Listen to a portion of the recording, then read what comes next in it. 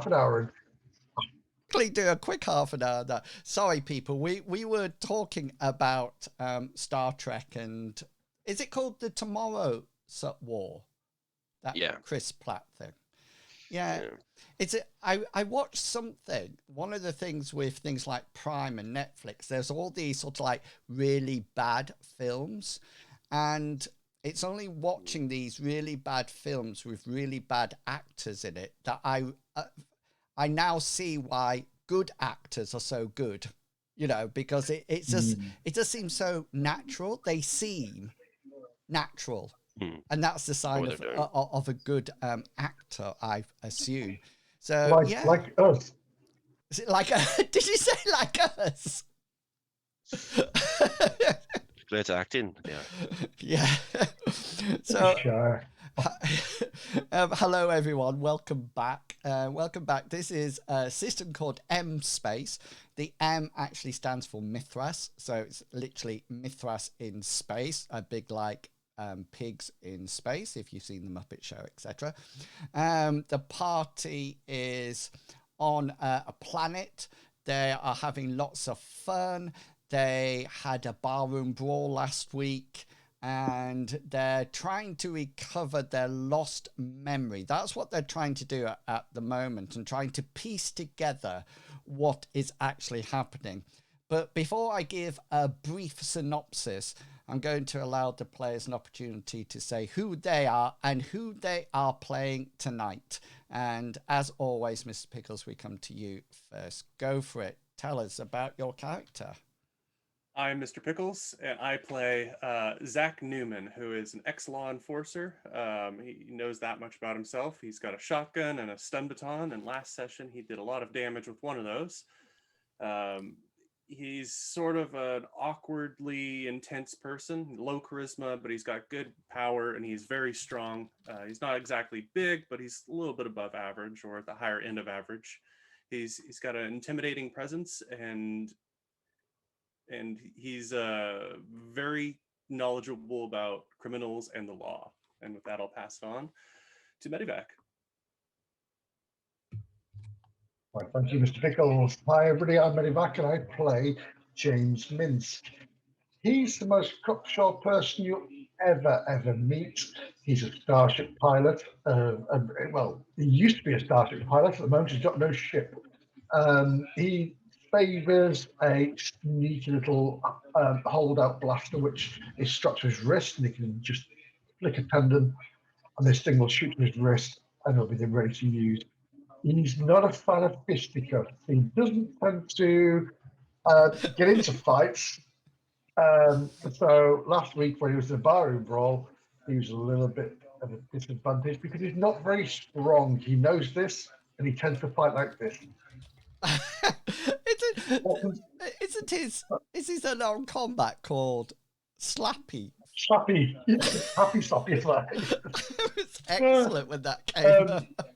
Yeah, he's more of a be my friend, or how can I say it? Be my friend or I'll blast you type thing. If you're my enemy, I'll sneakily blast you. If you're my friend, I will hug you. So yes, he's a very capable pilot, sometimes in his own head. He's also got pretty much nothing apart from what he has on him, because everything he had was on his ship, which is a billion pieces floating in the orbit of the planet they were found on. And with that, I shall pass on to Kangaroo. Everybody, I am Captain Kangaroo. Tonight I'm playing Arthur Hammond. He's the kind of the do-all engineer of the group. He kind of fixes and meddles his way into making everyone's lives a little easier. Everyone's been mentioning, yeah, he does sound a little bit like a certain iconic actor. I personally don't see it. Gilbert Gottfried, apparently, he sounds a lot like Gilbert Gottfried, and I personally feel like my accent sounds nothing like Gilbert Gottfried. But honestly, it's all subjective, really. So is it from safe? That, sorry, is it safe to Google Gilbert Gottfried? Because I have absolutely. You can Google it. He's not some kind of porn star. That's It's the Iago from Aladdin. Aladdin. I was going to say Kevin Costner, but anyway. Oh, got it. Yeah. God. Um, It's who, sorry? Iago from Aladdin. Oh, right. Yeah, I personally don't hear it, but that's what everyone's saying. Well, My accent sounds like him. Though, from there, I'm going to pass off the mic to Inwills, our GM. thank you very much. Longshank ZPG. Not just our GM, by the way. He is actually our confident robot. Yes, and so Longshank ZPG sadly can't be with us at the moment because he is snowed under with real life work. Excuse me, why is real life work interrupting role playing? That's what I would like to know. But in order to replace Dr. Sarah Thursday, the party now has a robot called Purdy, who is fantastic with medical issues. She can heal, she can make people conscious. She's even can do minor surgery if asked. She has a rather sarcastic approach at times and doesn't like engaging with any public terminal. She's afraid of malware and viruses, etc. She prefers the safety of the ship's terminal, but as previously mentioned, Minsk's ship has been destroyed into thousands of atoms, disintegrated without a trace. So a quick synopsis goes as follows. The party woke up on a desert island, a desert planet, in escape pods. They managed to locate a probe that had a signal that was being emitted. They got the signal, the probe and themselves back to a town called Arid, which is a minor settlement made up of shipping containers. There they found out that they had accommodation and picked up Purdy. They also found out that the probe was actually their probe that had 3 sentences of coded information that Hammond deciphered and shared. They went off, they were followed to their accommodation and went off to see Benny McDougal, who's a sort of like fixer or fence sort of person. And they found out that they were on a job, a private job given from a bulletin board. And the bulletin board had asked them to meet the person at a place called the Dry Gypsy. The Dry Gypsy is quite a low run down bar. They appeared and people started to leave and get really worried because they appeared to be back, something that the party had no idea about. There ensued a barroom brawl where chairs were smashed, people were knocked unconscious, and stun buttons did quite a bit of sizzling around the place. And after that, they were given a note from Box, who is the tavern owner of the Dry Gypsy, about a location to where they were meant to meet this strange contact called Silent Angel. They were wondering how they were going to get there when Purdy announced that they could take their land speeder, which they weren't aware that they actually had, but it's actually like a hover car, and Minsk may not be as strong in the barroom, but he is one ace of a pilot.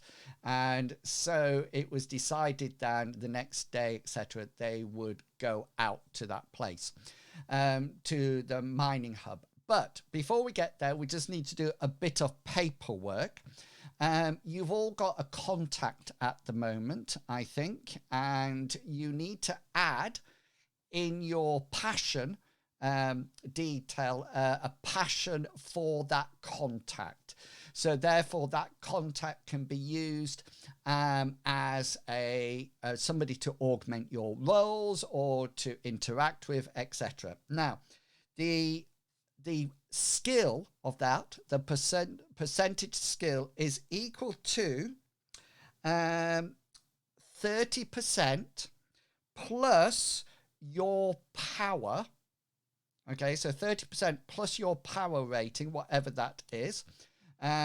So you add those together, and then it's the charisma of the person that you're actually being, of the contact he is. And those charisma scores quite naturally are different. Okay, so Minsk, James J, who's the pilot and the captain of Celeste, his charisma is 12.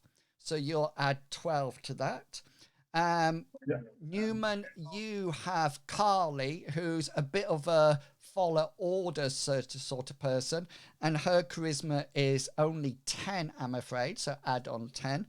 And Hammond, you have the lovely Persephone, who is extremely charismatic and comes in as a percentile score of 13.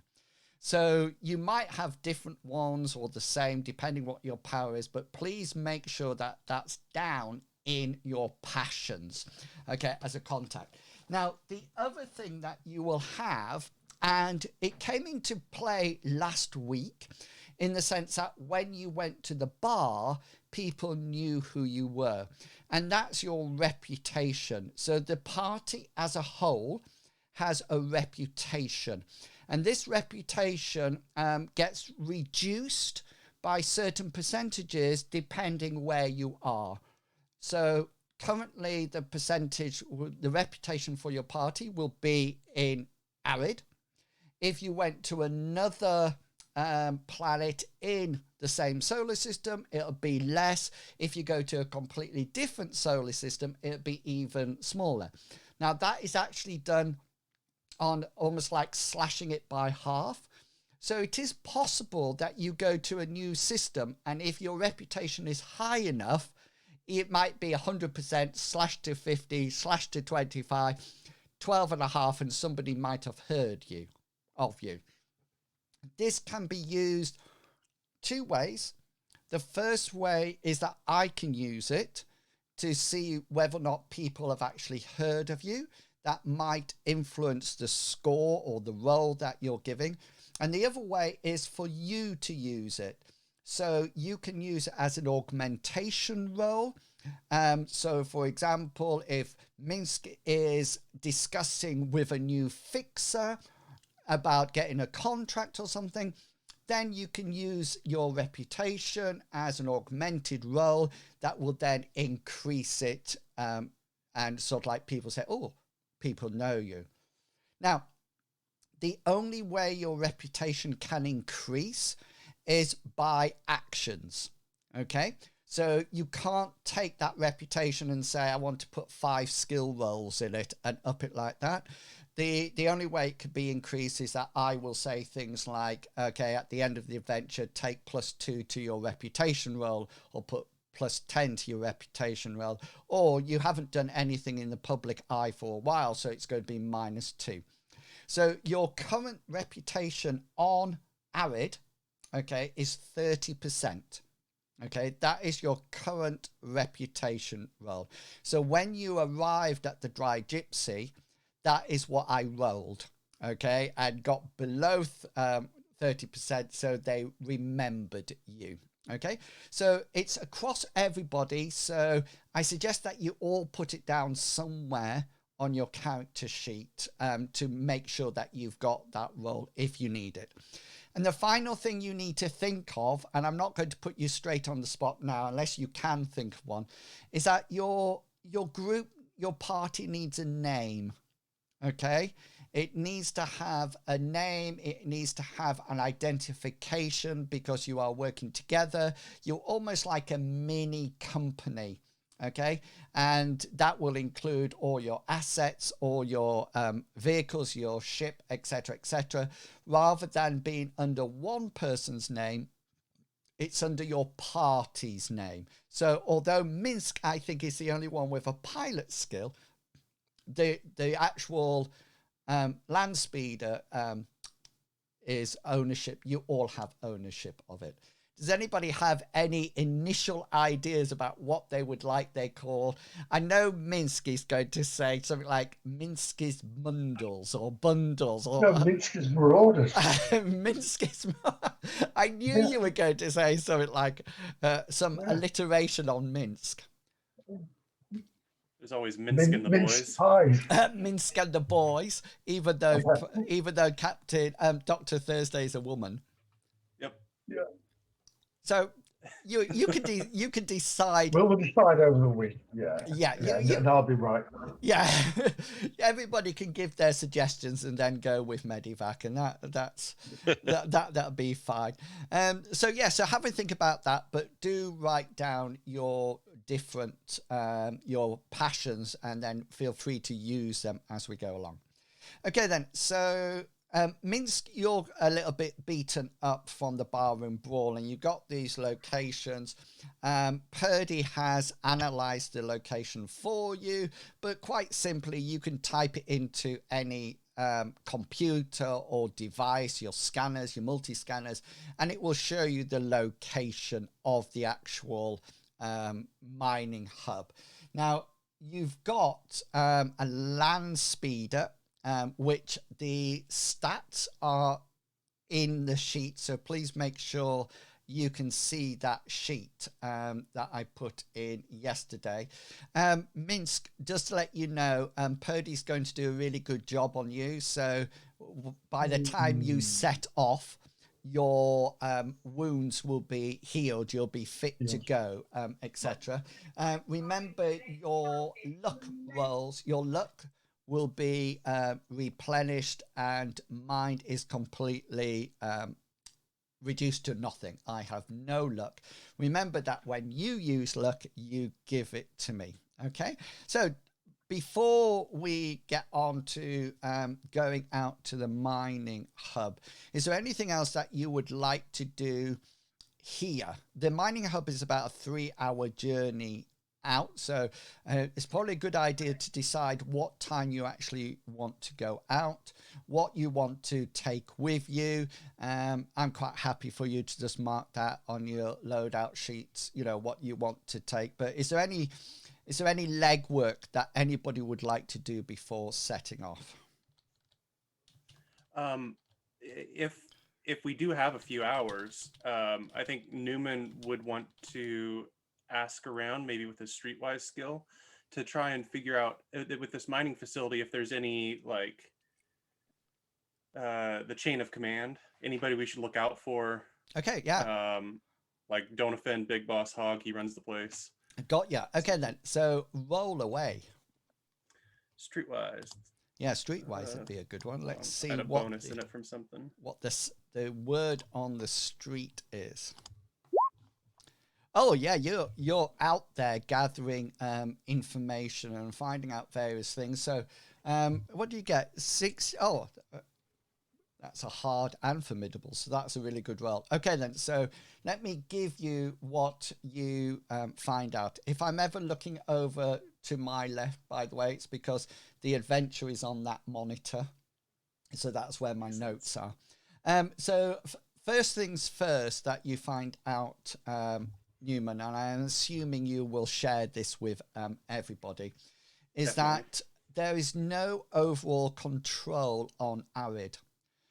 Core, Corporation of Research, and I forgot what the R stands for.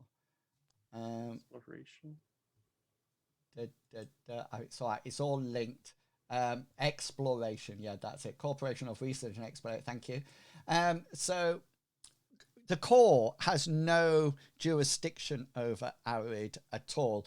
You probably sense that it's too far away from the main hub of the organization, of all the solar systems. It's probably at the far reaches on frontier, sort of like solar system. So the core has no presence here at all.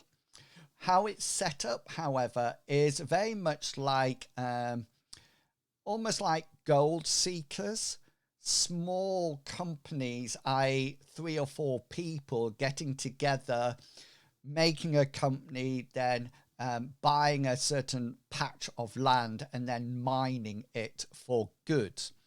When it appears that there's been a lot of companies that have come and gone, and a lot of mining areas have been either depleted, or sad to say that the mine or the area was bought, but not actually, when the mining happened, nothing was actually there. From a contour map, the satellite view of Arid, you notice that there are mountain or mountainous regions. When I say mountains, they're probably huge, high sand dunes, rock hard. And it seems that Arid's a bit in a crater. So Arid is sort of like in the middle of the crater, and as you travel out, it's sort of like surrounded by a ring of mountains. And these are the main areas that have been mined for stuff, okay, whether or not that be ore, precious metal, or any sort of resource that they could get. This probably also, Newman, explains the location of Arid, because the starport is dead in the middle of this huge crater-like feature. Anything else that you would like to know? Anything that you asked and I haven't talked about? Is the area generally pretty safe? Then there's no like bandits or anything riding around Mad Max vehicles? Yeah, well, the whole area, Arid is quite safe because it has a local law enforcement. But if you remember, they're not really into it, in the sense that, you know, if you shot somebody on the street, they would react. But if you sort of like had a barroom brawl, then they're not likely to intercede at all. The area itself is, there's no sandworms in here that you appeared, that you got attacked by on the other planet. But there's no, if there are any bandits, for want of a better word, it's probably a rival company or a rival group of people trying to discuss or sort out a dispute about mining rights or things like that. Okay. Yeah, I definitely want to share this with my team as we're like getting ready to go and whatnot. Yeah, you notice that Purdy is carefully, very carefully, Minsk, reducing the dead blood cells slightly below your skin. So she's eradicating them, which means that the bruise would slowly disappear. Right, yeah. She realizes that you want to look your best. Always. She knows me so well. Yeah. I was just, what's your influence? Is it something like 66%? Influence 66, yes. I just thought, wow, Mr. Face over there. No, well, do you know, after playing Hazard for so long, you're influence of like minus 20. You decided so to nice. do something completely different. Yeah, it's fully the character. He's out there. He's charmed to impress. Yeah, certainly, with his little, does he have a pencil mustache? No, he has a little goatee, does he? Little undercut thing. Yeah, undercut thing. Okay, anybody else want to do any further leg work before you set off?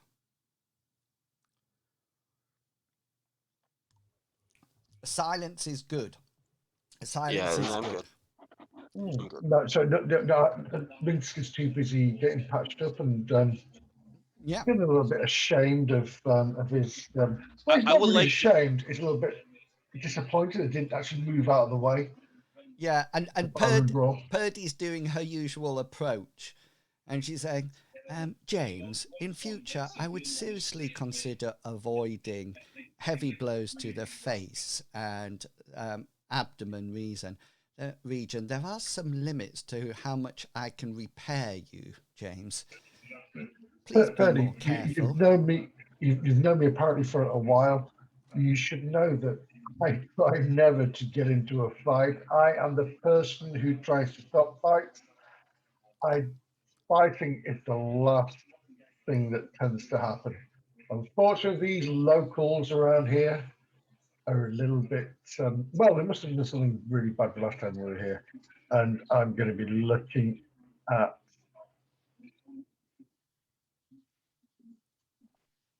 Right. no, Newman, sorry. There we go. Yeah. Perdita says to you, James, I have no memory of you before 2 weeks ago. As you are probably aware, my data has been removed. I had put you down as rather a good fighter. However, do not worry, I have adjusted that diagnosis immediately.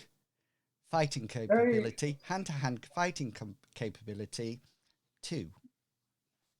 It's probably accurate because, yeah, let's not talk about that. Hammond. Yeah, Hammond's probably outside of sleep from the previous night. He was probably going to try to see if he can hack or find any other more information on the black box from the old ship, or whatever the equivalent would be called. Essentially what the other crew found, the only like intact thing. Yeah. So the so thing. the black give me a computer roll. Okay.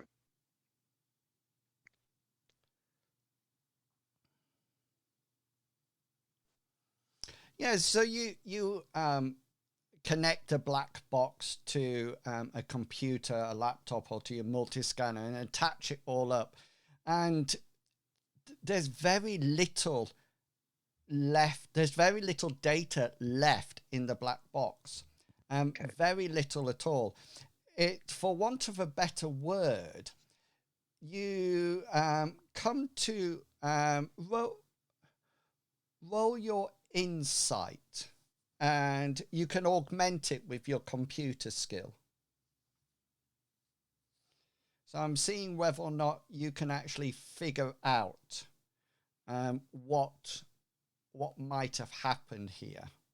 What would so when I press augment, what would I type in there? It says augmenting skill level. Yes, so when it says augment, put in your computer level skill in there.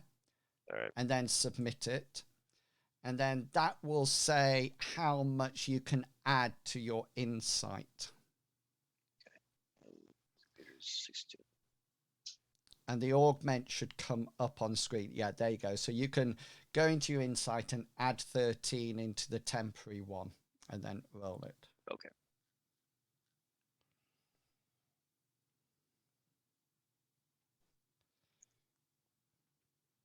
A nice roll would be good.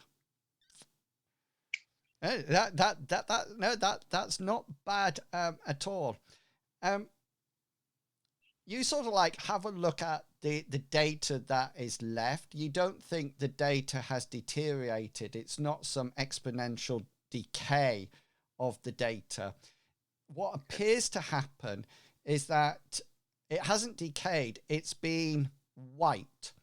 And you probably link it to something like an electromagnetic pulse or something like that. Something that has probably fried the data cells rather than somebody coming in and deleting them.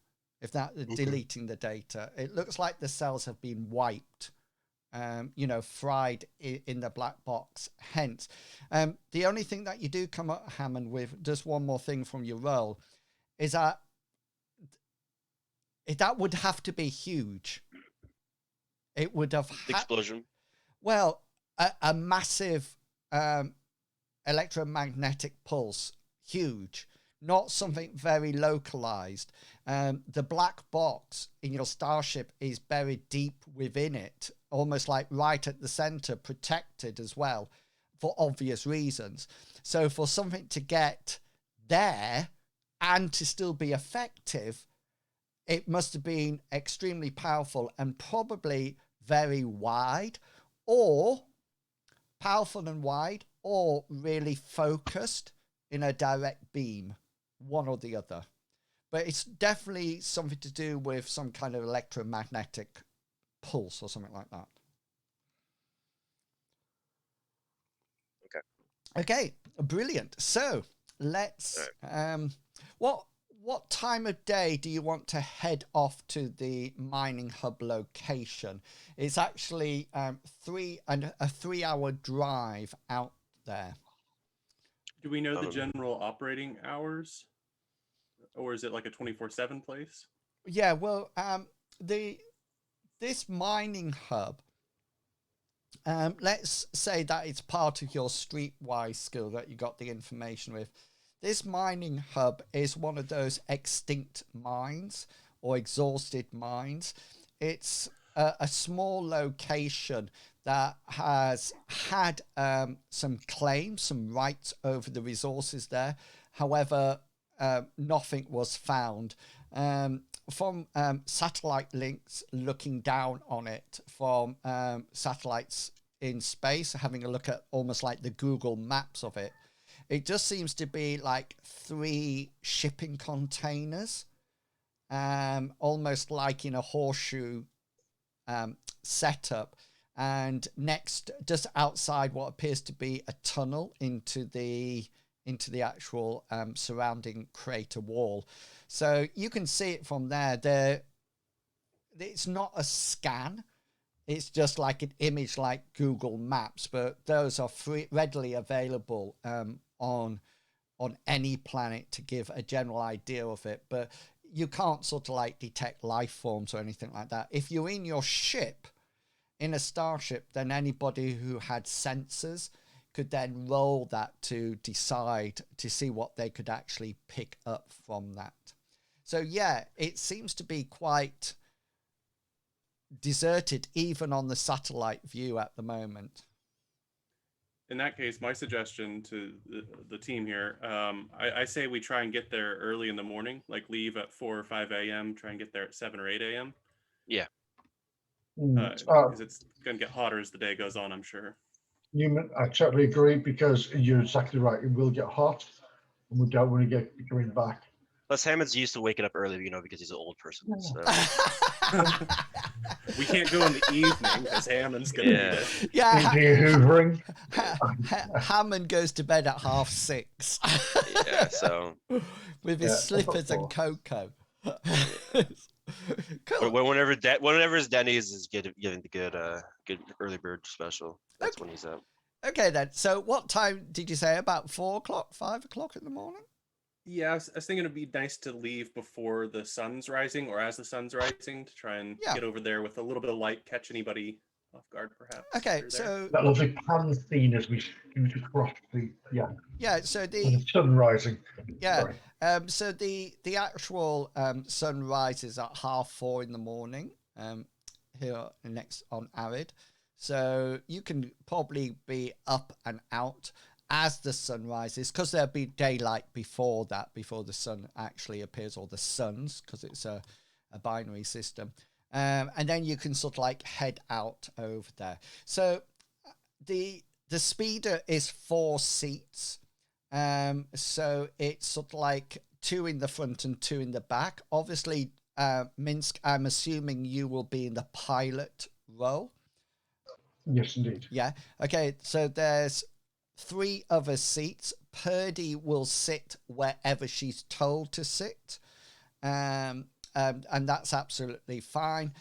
So it's really, where do you want Purdy and where does Hammond and Newman want to sit? Who's riding shotgun with Minx? And I call shotgun. Okay, so you're going to be... Because he's a shotgun guy. But I'm going to have my hand on my blaster if anybody comes driving up on us. Okay, nice. Minsk, do you want a left-hand drive or right-hand drive? Right hand, please. With the UK, right hand. Yeah, that's just all like saying that the UK, when we've gone out into space, everybody's riding UK style. That's right, the right hand side. Yes. Hammond, colonial stuff. Hammond, do you want to be behind Newman or behind Minsk? Behind. I'll be behind Newman. Okay. I'll be on the right side. You do notice when you get into the speeder, if you want to call it anything, Minsk, you can call it or give it a pronoun or a name. It's completely up to you. It's quite sort of like standard setup. You've got the stats there for it. And Purdy's quite pleased since you have rented this. She will use it as an opportunity to recharge as you're driving out there. So she will click into the battery, but she does promise you, Minsk, that she will not drain it because she understands that you are going to want to drive back. Is there anything else that you guys would like to take with you? I always get worried if I'm a player and the GM says that. I always think, what have we not mentioned? Well, we need Yeah, water. food and water, right? Yeah, I was going to say, we're going to have to need water. Okay, so you can have standard rations. You know, they last for nearly a month, and both purifying water tablets, but also water rations and food. So that won't be an issue. That'll be fine. I'll bring my 2 droids. Cool. They will go in the boot. Okay. Unless you want to fly them at the same time. If you want to do that, they can probably autopilot, but it will use up their power reserves because obviously they don't have unlimited powers because they're only tiny. No, I'll just bring them. Only other thing I would love to bring, but I don't definitely have the wherewithal to do it, is maybe create my own grenades. But whatever, I'll get see what there. I can. We'll get there. Yeah. We'll get to that point later. Yeah, brilliant. Okay, anything else? Minsk and Newman, anything else that you want to bring with you apart from your normal gear? No, I'm good. Although I have named the speeder LS-27. Nice. Land Speeder 27. Nice. Let's hope that you don't blow it up or crash it or something like that. Well, then we'll have Land Speeder 28. Yeah, Mark II. So yeah, Newman, anything that you're bringing with you? I got all my guns. I got my flashlight that can hit people in the head. I think I'm good. Okay then. So you set off just before the sun rises above the horizon. You'll be pleased to know, Minsk, that once the windows are shut, you know, the land speeder does have air conditioning. It keeps everybody nice and cool inside. Obviously, the windows are polarized, so you don't have anti-glare. All land vehicles have a basic sat-nav attached to it. So it doesn't have, this land speeder doesn't have an autopilot, but you are aware that some actually do. But this is probably an arid model, so it doesn't have that autopilot speciality in it. Purdy can drive if you wish her to, but very much she will go at a very low speed. Because, of course, she doesn't want to hit anybody or hit anything and hurt people, which is against her programming. So you can easily type into the sat-nav where you're going, the coordinates that you've got from the map, and then head out in that general direction. Okay, the only thing I need to know, Minsk, is the plan to go straight there, or are you taking... what's going to be your route and your procedure there? I think we're going to head straight there, but once we get within a kilometre of the place, to maybe have a circle around as much as we can, just to have a sense of readings of anything there. Okay then. And talking about sensor readings, Newman, you're playing shotgun. Are you going to keep an eye out? Do you have any... the vehicle doesn't have any sensors in it, I don't think. I don't trust sensors, though. I just trust my eyes. So I'm going to be watching out for any vehicles coming up on us or around us, because I assume there's probably not going to be much traffic. Well, no, not. So I'm going to be paranoid about everything. Yeah, there's probably no traffic at all once you leave Arid. No, it doesn't have any sensors. Do you need... What's going to be your order to Purdy? She does make perception rolls, remember, but because of her actual electronics, she makes them all as one difficulty less, easier. So if it's formidable, hers will be hard, etc., etc. Yeah, I think Purdy should again be just watching if she sees anything out of the ordinary to tell us. Yeah. If anybody's got any better ideas or any more to add, please do say something. Okay. She sort of like reminds you that she doesn't watch as she scans, James. James, I scan. These eyes might look nice, but believe me, they are not operational. Brilliant. So you head off and we start heading towards the mining hub, where the location of Silent Angel, where you were meant to meet your contact. Interestingly enough, as assumed, once you leave Arid, there's very little traffic. Your land speeder's kicking up a lot of dust as it hovers through. Are you just going average speeds, Minsk, or are you pushing it? Do you want to test it out or anything? I'd like to go a little bit faster on the initial tryout, just because I do. You want to be fancy. Yeah, I don't be fat. Yeah, I do. Yeah, you do. Okay, then. So you'll put your foot down, and it's quite clear that you sort of like leave Arid for anybody who's up at sunrise to sort of like. It's my ship, and it's like, you just gonna feel like rumble under your butt. Yeah, and you sort of like set off, and there's nice dust blowing everywhere, and you make very good time. And nothing seems to be around Newman. You don't see anything. Purdy doesn't alert you to anything. And then you actually can see the 3 shipping containers up ahead, just on the horizon. And, you on your satellite, your sat-nav, you'll probably be arriving in 10, 20 minutes time at your current speed. And it's at this point that, Newman, I would like you to make a perception roll. And Purdy is also going to make the perception roll. Now, at this point, the perception roll is formidable for you, Newman, which you can do if you use a point of luck. You will actually notice something. Do you wish to use a point of luck? I'm thinking about it. I do want my crew to value me, even though I don't have any computer skills. Yeah, I'll give you a point of luck. Oh, brilliant! Thank you.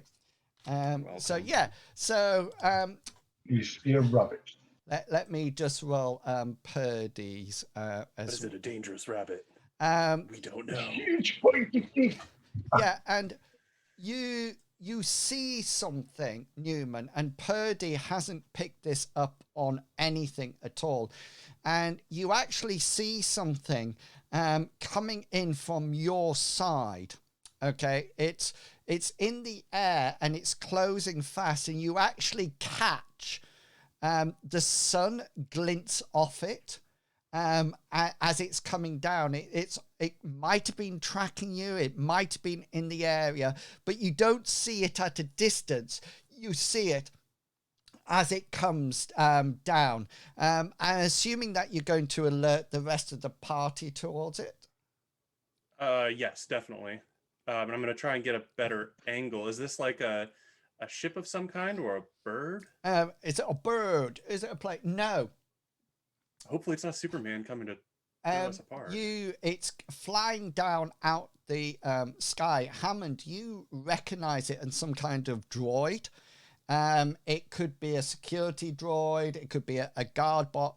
But it's not a standard security drone. You notice that it's matte black. It looks like it has some kind of armament. How do you armament? Armament. Is that how you say it? Armament. Thank you. So it's got a weapon on it, and it seems to be coming down to attack. It seems to be on attack route on you. And this is when we're going to move into some combat, but don't roll anything yet, because the rolls are going to be slightly different. Minsk, do you have the World Anvil site open?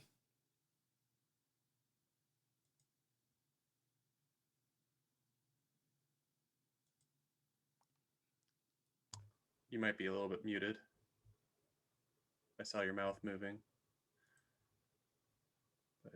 I'm just going, blah, blah, blah. I'm just going to open it now for you.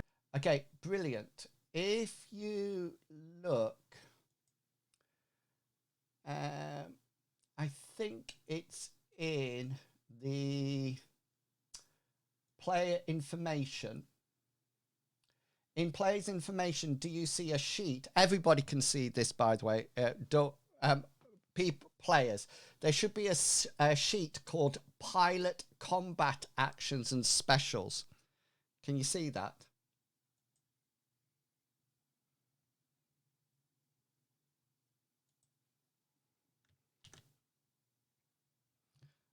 I'll put the link, the direct link to it in the Discord chat. So you can link straight from there if you can't see it. Is that all right? Can we see that? Yeah, I can see it now.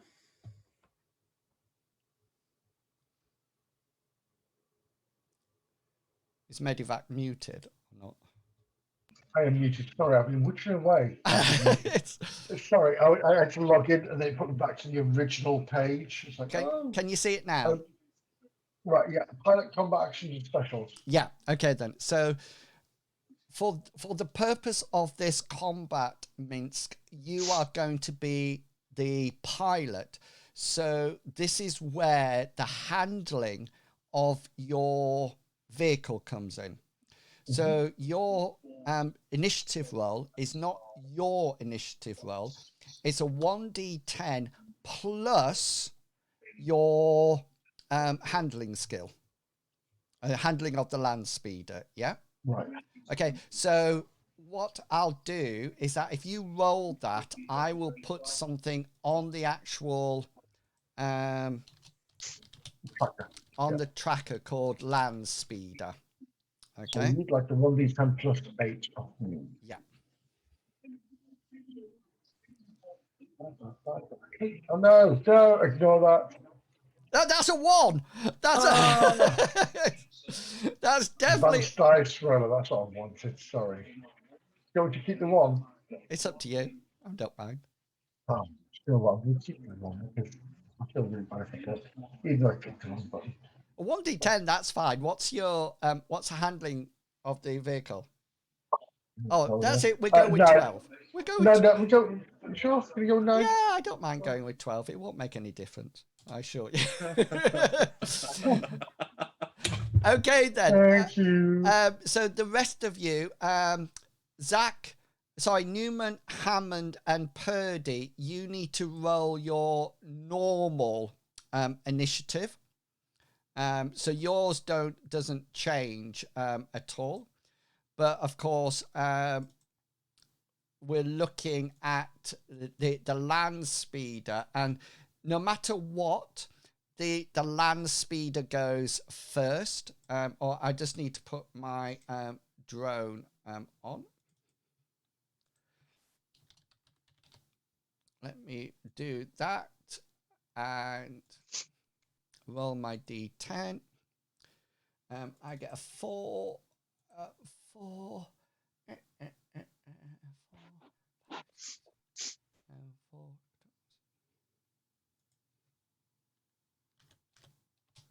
So the drone has 11. Hammond, what's your initiative bonus? Mission bonus is 13. 13. So Purdy go first, and then that's it. Okay, then, brilliant. So this is how vehicle combat works. So what happens is that to start off with, Minsk does his piloting role. It's the piloting role that makes the difference. So you roll your piloting roll, I roll the drone's piloting roll, and then we judge what the level of success is at that point. Naturally, if you get more, then you can get a special, and the specials are there. Just to let you know, when you have a gunnery skill or a starship or anything, you'll notice that your vehicle specials affects the gunnery. Okay. Right. Now, in a vehicle combat, because Newman is riding shotgun, okay, or Hammond is firing, or anybody's firing, that will aid their shot. Okay, so if you take an evasive action, then they are not firing at a standard anymore. They're trying to hit as a hard, but the drone is trying to hit you as a hard as well. So it's really down to you what you do with the vehicle that affects them. Newman and Hammond, you don't need to stick your heads out and start shooting or anything like that, but it will... Minsk's wonderful piloting skills and specials will make it better for you if need be. Just to let you know that you can aim, okay? And if you're aiming, then it takes a whole combat round, which remember is only 5 seconds. But after that, you will reduce your the difficulty to hit by 1 grade. Okay, so if it's standard, it'll be easy, etc., etc.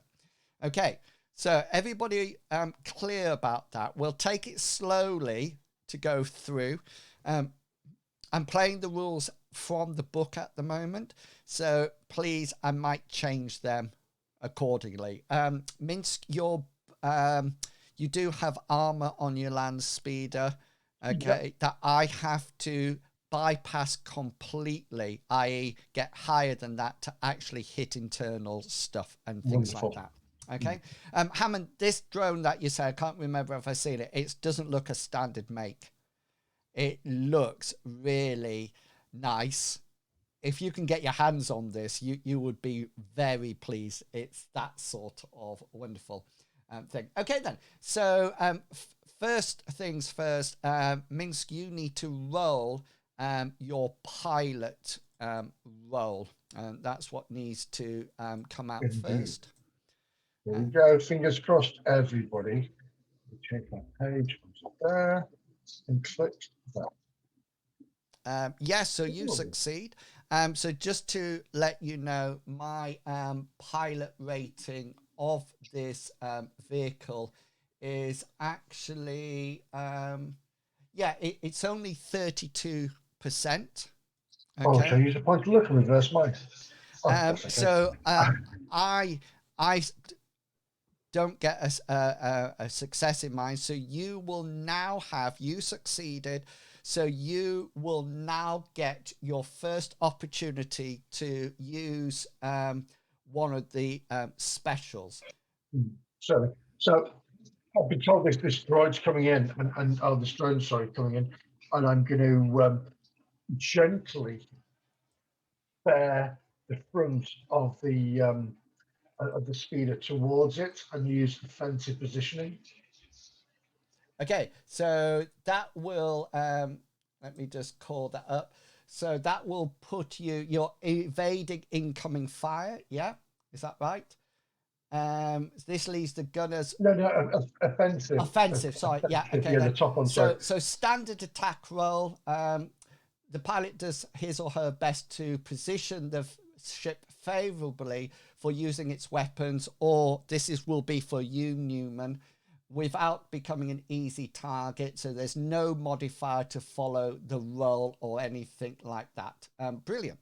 Okay then, so Min sort of brings it round, and now we go straight to you, Zach Newman, for your first action of this pass.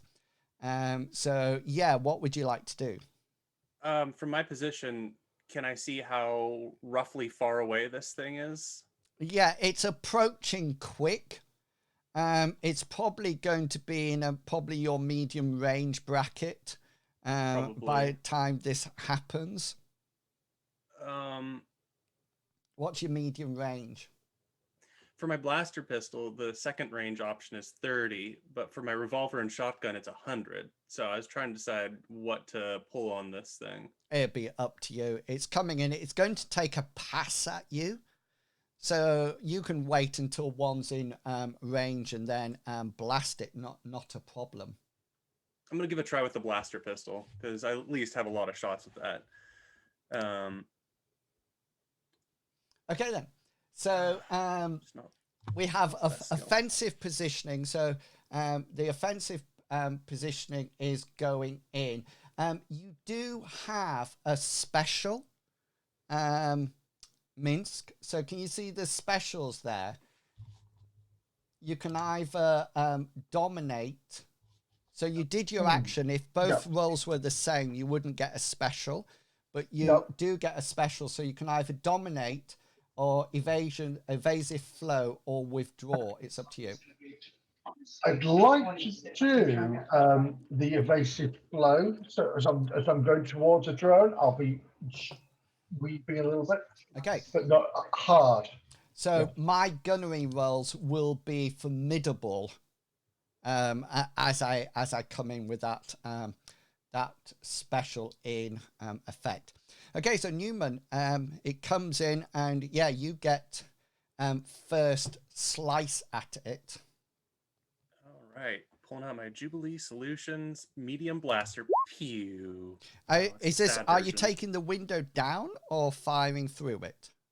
Oh, I'm definitely taking the window down. I want that hot desert wind in my hair. Okay then. So was your weapon out? Was it readied? My medium blaster was the one that I had my hand on at least. Okay then.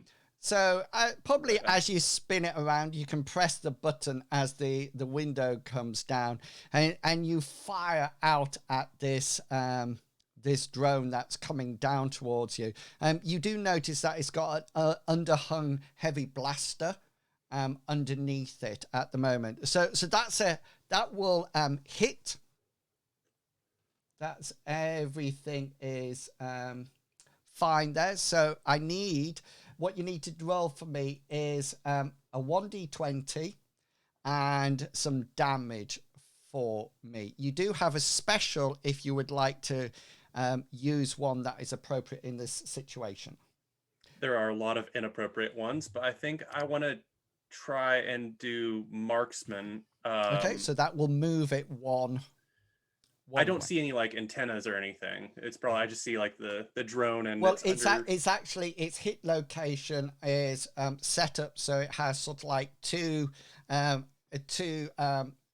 thrusters like fans, propellers. So there's two of the propellers. There's a gun. There's the sensors. There's the navigation system. There's the power, if you like. So there's a range of things like that. So you do have to roll a 1d10 though instead of a 1d20 because it doesn't have the range of locations. Okay. So you could do a marksman. So your marksman will allow it to adjust, won't it? It allows you to move it one way or another. I think I want to go for its wings, its propellers or thrusters, to try and get it to stop moving effectively. And here is your 1d10. Right in a 3. Yeah, so that's actually its left movement device. It's props. So I need some damage Big on money. it. 5? Okay then. Oh, it cauterizes as well, which is nice. Okay, both you and Hammond and Minsk, you'll see this as well. You fire off your blaster.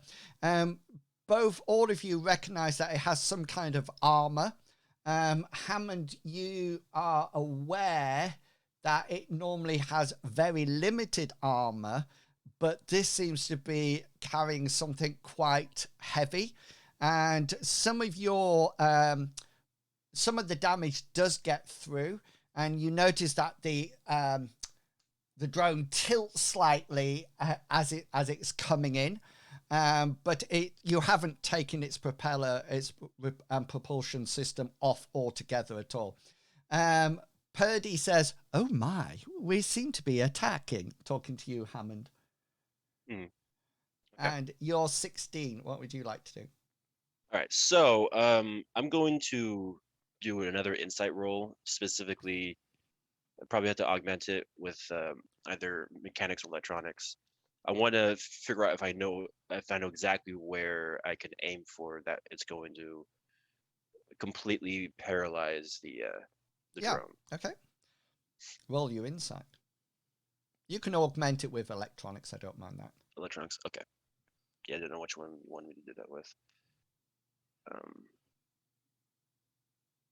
Sorry, I have two windows going. It's all right. All right, so where is my electronic 61? All right.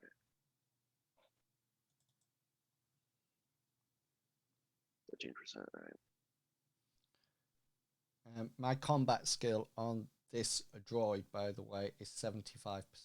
If you're interested when I roll, because I'm just rolling a percentile dice and that's it.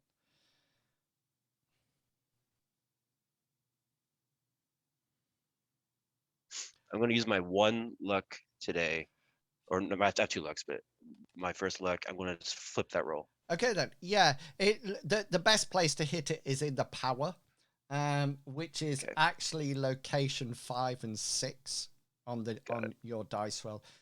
So you do your insight roll there. The drone comes down and it sort of like skims past you, and as it comes past you, it fires. It gets a 3, which is actually high enough. That will be a critical, won't it? So it'll actually be able to do that formidable roll quite nicely as it comes shooting through. So this is going to hit you. Don't worry about your hit locations or anything like that, unless I put them on your vehicle. Did I put it on your vehicle? No, that's fine. I've got hit points and I've got an armor.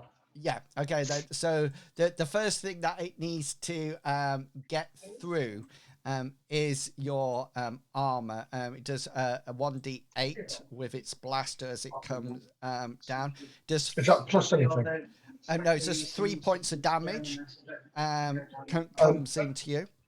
You'll see this beam come down and just ricochet off the side of my speeder. Yeah, it's sort of like zooms past and heads up the other way, and so you do notice, Newman, there's a bit of smoke coming from it as it comes through. Hammond, are you shouting anything out at this point? Yeah, I'll be shouting out if I can use it as a free action. Aim for the power core. Purdy says, "That's a very good idea. I would never have thought about that at all."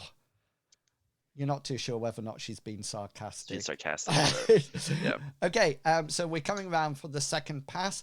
So, Minsk, we need to know what your action is going to be on this pass. You're currently doing offensive. Do you want to keep it offensive, or do you want to move on to something like hold it steady? Do you know what I want to do? Hold steady, yes. I want to do hold steady for this round. Okay. Just to give my shooters a good, accurate shot as I follow this road. So this is in turn 2. So you have to do it for a whole round. So it'll be an action this round, and then an action next round, and then you'll come on to your next one. So roll your piloting skill for me now.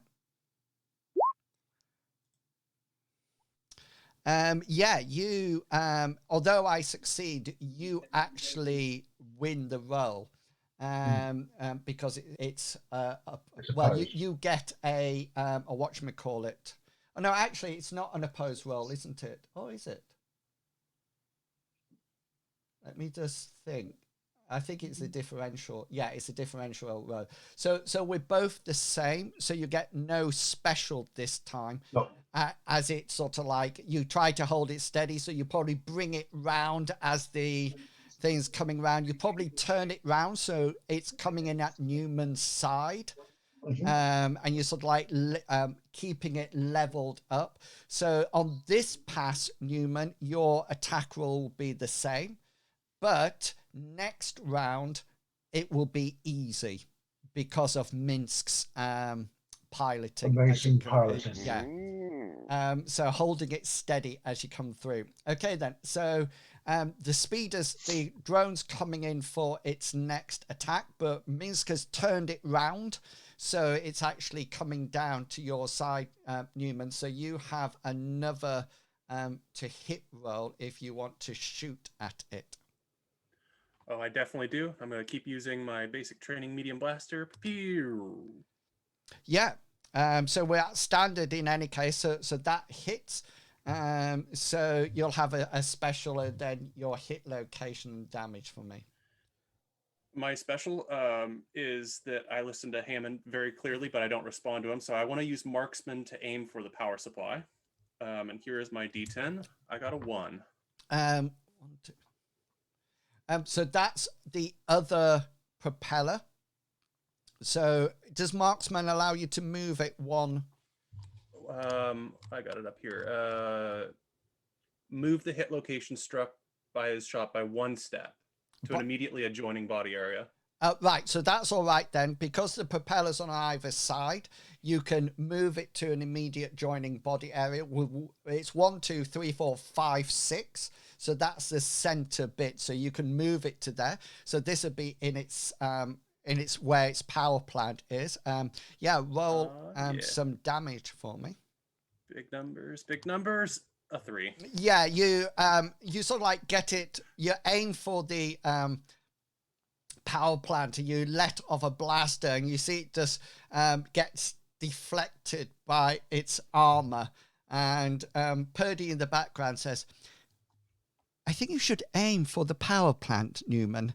The power plant is the best one. That bit in the middle. It seemed that you missed. And we come to you, Hammond. What would you like to do? I'm going to whip out my pistol, Ooh. but I'm going to actually take the turn or time to aim specifically where I want. Yeah, so I know that it takes, like you said, like 1 entire round to aim. Yeah, so when we get to round 2, turn 2, then you'll be able to fire. Okay, then. Okay. So that's my drone now comes in and rolls, so 75%. He gets a 10, which is not quite a crit, but it will do some damage. Your roll's on fire. I know, I'm doing so well. It will do some damage on you. I thought that was 10 then, but it's not. It's just 3. Again, you hear a pew as it ricochets off into the distance. Fantastic. And you sort of like, it goes off in fair distance. It probably, you can feel it hits the car, but doesn't penetrate the armor. Remember, vehicles have 2 armor ratings. The first one is generally the vehicle. The second one is how much armor points it gets to people inside, which this one has 0. Okay, then, so that's the end of that round. So we're going up to round 2 now, turn 1. So Minsk, you are keeping everything steady. You're following it round, and you're trying to hold everything steady so it actually Newman can have a better hit at this point. Exactly. I'm trying to maintain the inertial dampers to make sure they're not going to go off. Fantastic. Yeah, and it comes down to you, Newman. So your attack roll will be exactly the same. It's the second pass that it will become easy. And Hammond, because you've aimed, you will have it easy for that, but then again easy for what Minsk has done. So yours will actually on turn 2 be very easy to actually hit. But Newman, you're on easy. You're on standard for this one, as the drone comes in again. Same plan as before. Let's see if I hit. Definitely hit. Oh, out goes your laser fire. Probably a bit because Minsk is really helping with the piloting here. So you'll actually have 2 specials now. On me. I can't do choose location and max damage, correct? I could do marksman and max damage, maybe? You can use crits as long as you can use 2 crits if you wish. If I could do choose location max damage, then I think that's what. Okay, that's absolutely fine. So you can target the 5/6, which would be the power plant, and then just do your max damage. So tell me what your max damage is. It's 8, but I'm considering maybe taking out marksman or choose location and replacing it with bypass armor. Would I be able to do that? Yeah. And all that would mean in this sense is that you're looking for those weak places. So being on your critical to hit roll, as it comes in, you're looking for those weak places to actually zap. Just saying that before we go any further. Medivac, I'm reading that Brandon Sanderson book that you read. Yes. What's it called? Yeah. Storm. Yeah, and it does reminded me about that because they're just killing the chasm fiend. Oh my life, yes. Yeah, and it just made me think about it when I was just saying, you can bypass armor and aim for a certain bit. That's what reminded me of it. Anyway, go for it. So you can bypass armor and max damage. Is that what you want to do? Yep, that's what I want to do. So here's my D10, 8 damage to your... 10. Ouch! Okay, so that's actually its piloting and sensor system that you've actually blasted there. So you sort of like take aim as it comes in and you blast it, and you sort of like looking for that weak area that bypasses its armor, and it takes out its its sensors and its piloting. So all of a sudden this drone starts to rock backwards and forwards as it's coming in. It's not completely out yet, but it's trying desperately. I need to make a piloting roll now to actually keep in control of it. I fail my piloting roll, so it's going down. It can't actually reply back to you, but it will be that both Newman and Hammond, you will gain another shot at the end for this round before it hits the ground, if you wish to do that, or you can just let it hit the ground. What would you like to do? Can I use a free action? Yeah. As I see it's coming down, can I say, try to disable the weapon? Maybe Hammond can find some use for this drone. Very much so. I would say that would be great. Okay. My only goal is to take it down, so I'm not gonna destroy. Are you just going to let it crash then, or do you two want to take pot shots at it? I'm not gonna shoot again if it's crashing. Hammond? I'll keep my blaster trained on it though, like in case it starts recovering. Starts getting a little fidgety. Yeah. Can't trust those drones. Hammond, you will get a very easy shot at it due to Minsk's your aiming and Minsk's driving at the moment. Is there a shot I can do that actually like just stop it from even moving? And that would be like would inertia be pushing it? Yeah, so you would have to get a special, and then you would have to use one of the special things to do it. So you could sort of like try to take out its propulsion, or you could try to take out its power. It's completely up to you, but that would be a special. That's what they were there for. So do you wish to fire? Yeah, I'll fire and try to, maybe I can get a special out of this. Okay then. So able to hit that specific. You're actually very easy at this point. Yeah. So we'll see what happens. Oh, you have two specials on this drone as it's coming down. So you can choose location if you want to hit its power plant, which would cause it to drop. which would be one of your roles. So that would be a choose location. The other one, you can bypass armor, or you can do max damage on it. It's completely up to you. I'm going to do bypass. No, how about this? Can I do max armor on the propulsion? Yeah, so choose location to the choose location. and- I choose location and propulsion. Max damage to propulsion. Okay then. Yeah. So choose location to the propulsion and max damage. So I need to know what your max damage is. What is my max damage? That's a good question. Hopefully I put it there. It's like It's a blaster pistol. It should be 8. yeah. Say yeah. Yeah. So you shoot at the power plant. You bypass the armor, and you hit it. Purge says, "Oh, good shot, Hammond. That was a very good shot. I didn't know you was. I always thought you were better with a screwdriver, but no." That's a pretty good shot. And you sort of like go straight through the power plant. And this poor drone is quite battered, and it's coming down, and it's trailing black smoke now. And it sort of like goes bang straight into the sand. It's quite solid ground here. But it's still a bit of sand on the top, so it doesn't bury itself. It tends to hit and bounce slightly, and it sort of like rolls to a stop. I just need to roll a d10, thank you. At that point, so yeah, it's Minsk. Any of you, what would you like to do now? It's over in the distance. It's about 100 meters away from you now.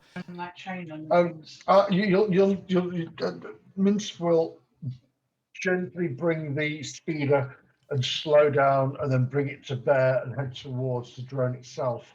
Okay. Because he wants to find out if Hammond can find out who sent this against us and why. Is it just a security drone, or Nice. So yeah, are you coming straight up to it, or again, it's going to be a case of I will be taking evasive maneuvers as I come towards it, because I'm not sure if the gun's been disabled or not. Yeah. So yeah. So it looks like the as you get closer to it, you can see that the gun. I mean, this looks quite battered. It doesn't look like it's operable at all at the moment. So it just depends how close you want to bring your land speeder to it. Well, if it looks inoperable, I will bring it to within like 10 meters of it. Okay then. Quite happily, and then open the door so Hammond can hop out and have a look. Okay. Maybe Newman. Yeah. So Minsk brings it up to about 10 meters away, and pops the speeder side doors. So Newman and Hammond, what would you like to do? Hammond would like to go see if there's anything salvageable from this thing. Okay. Newman? Or did we completely obliterate it? I'm joining them, but I'm keeping an eye on the sky for any additional drone threats. My medium blaster is out, but I've got my shotgun with me too. Okay then. So you head over to it. As you get closer and closer, you see there's quite a lot of black smoke coming off it. It's definitely not operational at all. But as you get closer, Newman and Hammond, can you both roll perception checks, just to let you know if you're successful in doing something. If successful in the role, you will be allowed to have an action. If you're not successful, you will not get that action. Yeah, well done, Newman. Oh, well done to both of you.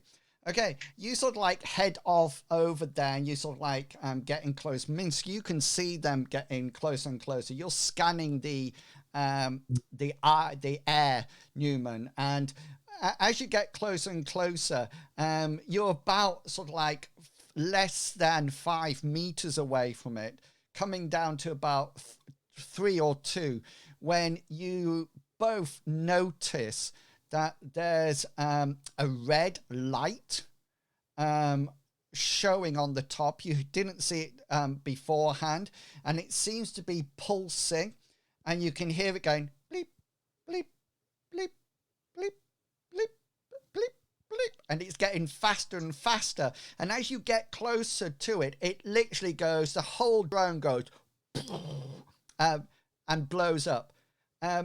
Newman and Hammond, because you both heard it and saw it, you can make an evasion roll, which means that you'll take half the damage from the exploding drone. So roll your evade.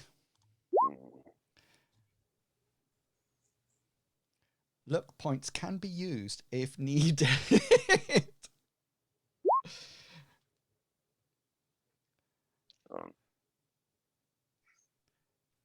Anybody? I'm gonna. Yeah, I want to survive. So yeah, I'm an old man. I'm gonna have to re-roll. You go re-roll? Damn it. Go for it. Crap.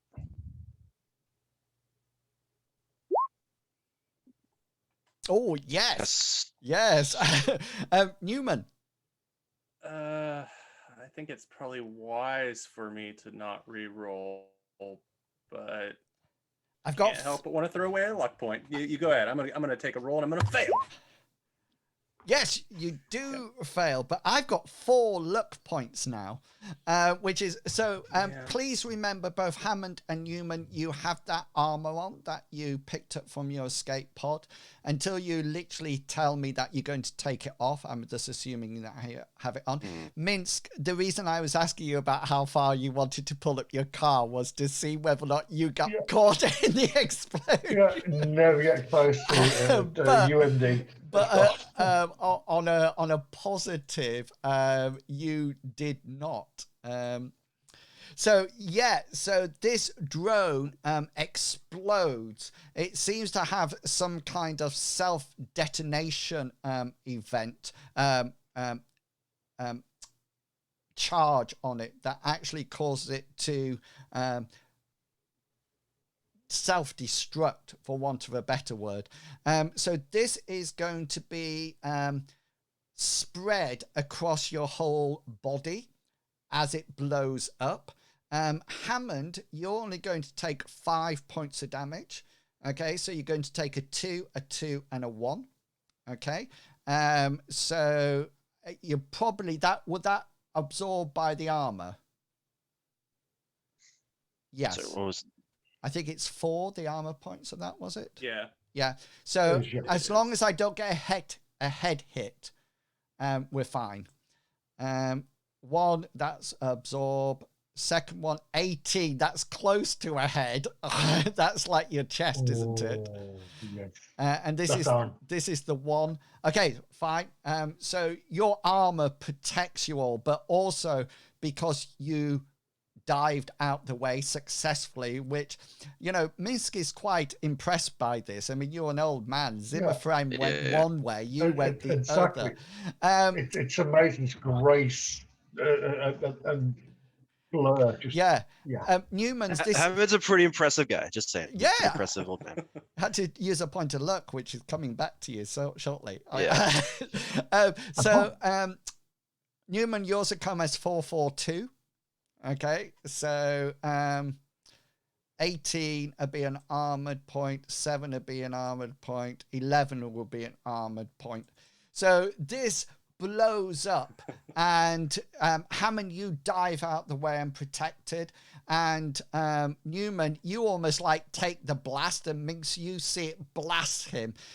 You don't think it was a heavy charge. It was quite localized. Something like a grenade would probably do something about 2 to 3 D10. So, very few people, unless you're in some kind of really spectacular armor, would survive something like that. This was a low charge explosion. But more to destroy the drone than to do any damage, really. Precisely, Minsk. Because what you see when Hammond, you get up from the sand and dust yourself off, and Newman, God damn it, you've got a few burn marks on your left, right, and center, but you can see parts of the drone, but it's literally almost like imploded on itself. Hammond, when you get close, all its electronics are burnt to they're all to shards. Doesn't seem to be any identification marks on it or anything like that. The only thing that you're probably aware of is that it was black, and it was quite a powerful drone. It was a lot more powerful than yours, but there's nothing left of it. It's obvious that whoever put it there or got it to attack you did not want anything left behind. And Right. that takes us perfectly to 8:30. What's the That's score? I was going to say, what the score's 1-0 to England, but you've got 4 luck points, yes, which refresh, which cancel out each week, yeah. So should we call it for tonight? No, no way. That was just a warm up. That was just a warm up to test some vehicle combat. Okay, so we're going to take a 10-minute break now. So go off, grab a drink, grab some toast, get something. That's what I'm going to have, a slice of toast. That's why it's in my head. You might want to have some alcohol and a nice snack, but we will be back in 10 minutes. So yeah, about 22. Between 22 and 1:45. So yeah, we'll see you back here to see what the party find at the mining hub. See you back here real soon. Right now. I know. No, trust me, it was definitely a trip in the French Quarter. Well, for sure. at least you remember it. I remember that part. I don't remember too much of the trip back. Specifically where the fuck I put my wallet. Oh, I need Cyrus. that. Somebody's going, hey, tree nice. Yeah. Yeah. Oh, bless you. You'll find it. Yeah, you will do. Okay then. So welcome back, everyone. We're going to carry on the adventure. So the party I must admit, have just gone through a drone vehicle combat so well. It's unbelievable. We had some good firing from both Newman and Hammond, and some excellent driving from Minsk. So that really worked out brilliantly. And Hammond actually aiming and Minsk moving the vehicle around really went well. Unfortunately, the drone that Hammond wanted to get his hands on self-destructed, and so there is nothing less of it. But Hammond, the only thing that you know is that it's bigger than your security drones. It was probably better armored and definitely better probably gunnery skills and things like that. It looked quite nice, something that you can only possibly aspire to as you go on. So is there anything else you need to do or would like to do in this area before you drive on to the mining hub? I would say no, unless Hammond can get any information from this drone, or if there's anything he's got from it to take with him. Just the Yeah. Do they have like any signs like course sentry bot or something? No, it doesn't have anything specific. It doesn't have made in or anything like that. It's completely the self-destruct. There's no parts you can salvage. It's what, sorry? No parts you can salvage. No. It's, if anything, does anybody have a demolition skill? I do. Just roll it. Let's see if anything comes out of it. I know it's not really that great. No. You just think it was a really well-placed demolition bomb or self-destruct device? Mm-hmm. I have a question for Hammond. Yeah. Mm-hmm. Is it normal for mining facilities to have a drone sentry of this caliber? I would probably actually say no, not at all. Is it normal for them to have any drone security? Yeah, it's still a company. They need to be able to protect their workers and their wares and whatnot. But at the same time, this is a little more sophisticated than I would imagine. So that's definitely worrying. But I think we should definitely approach maybe from afar first, and then kind of go from there. But also, if they shut this after us, then they probably know we're coming. Who Quite possibly. coming? Maybe poachers or somebody else scavenging in this mine.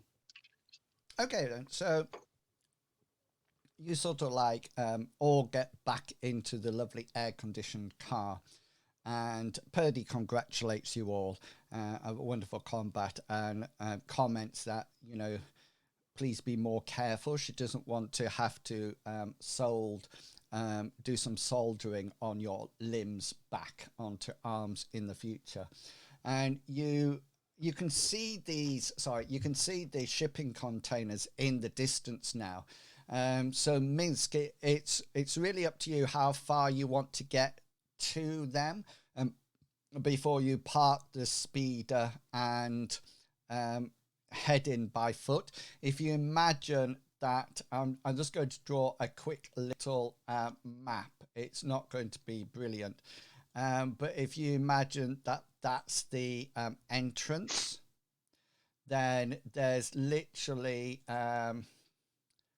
there's like a container here, one there, and one like that, if that makes sense. So it's like a horseshoe round the entrance. So how close, Minsk, do you want to drive, or to take the speeder before you actually stop and continue on foot?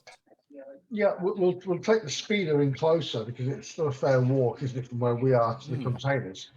So Yeah. we'll take the speeder, and what my parking will be, I'd like to park my speeder so it's sort of here. Yeah.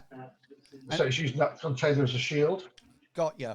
So generally you're going to be close enough to actually, there'll be no problem if you have to get out of here quickly. You know, you're not covering any of this. Okay.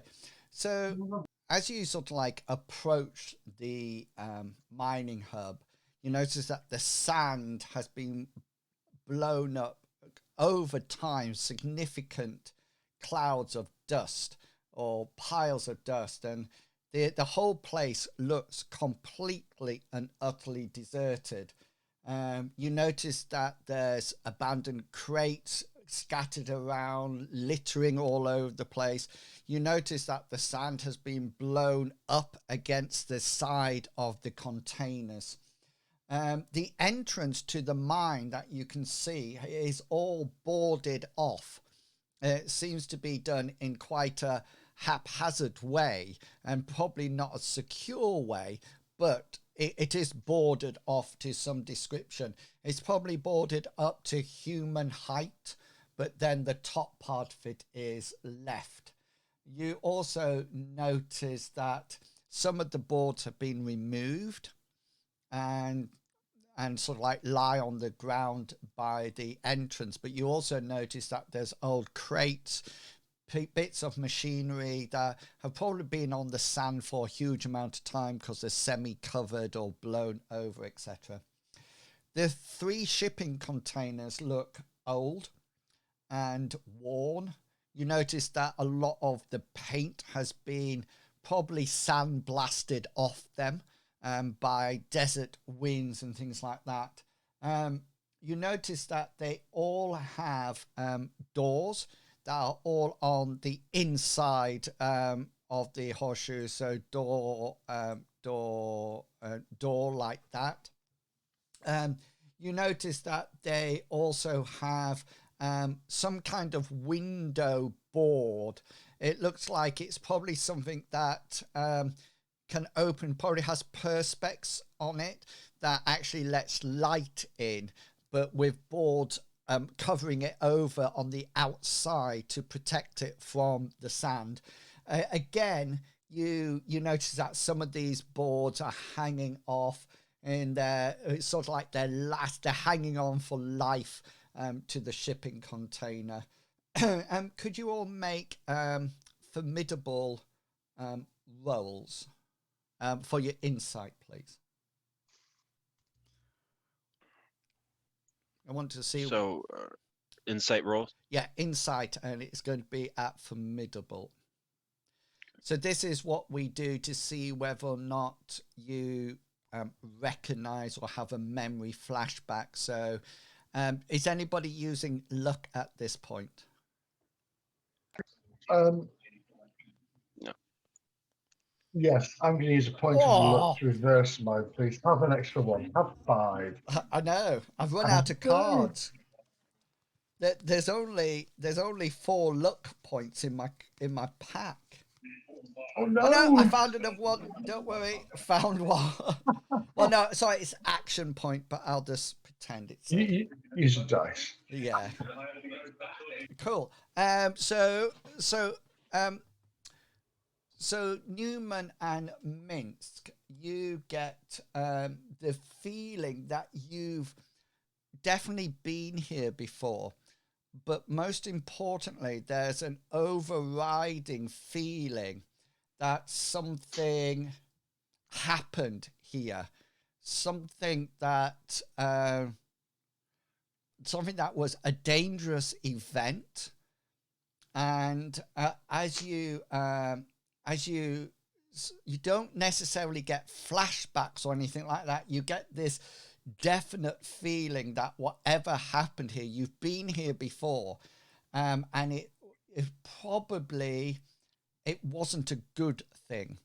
And as you sort of like approach, Purdy says, do you want Purdy to stay in the car or to come with you? She's absolutely fine to work on this. She can come with us because I'd rather have a pair of eyes No, and her sensors.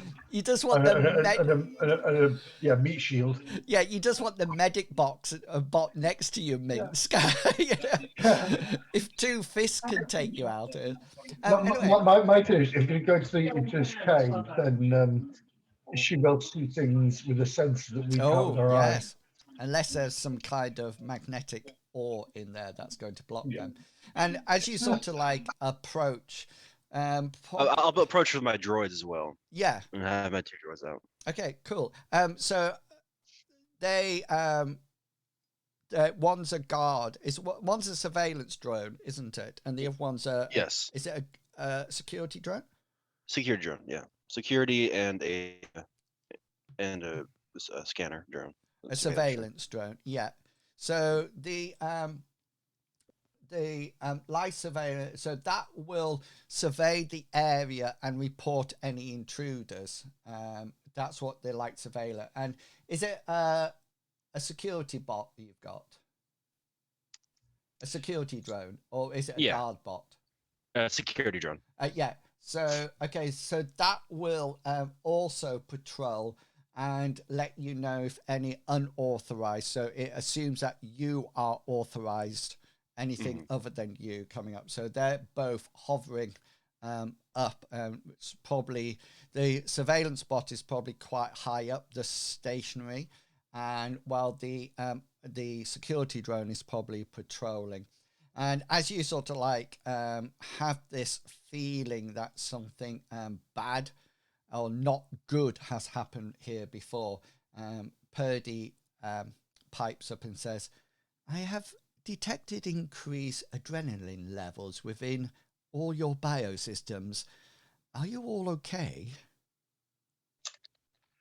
Just getting ready, Purdy. Excitement is something that I do not understand, but obviously you are all getting excited about this place.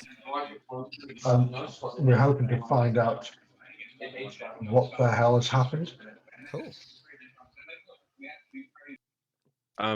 So yeah, I'll make sure I have my pistol in my hand ready. Nice.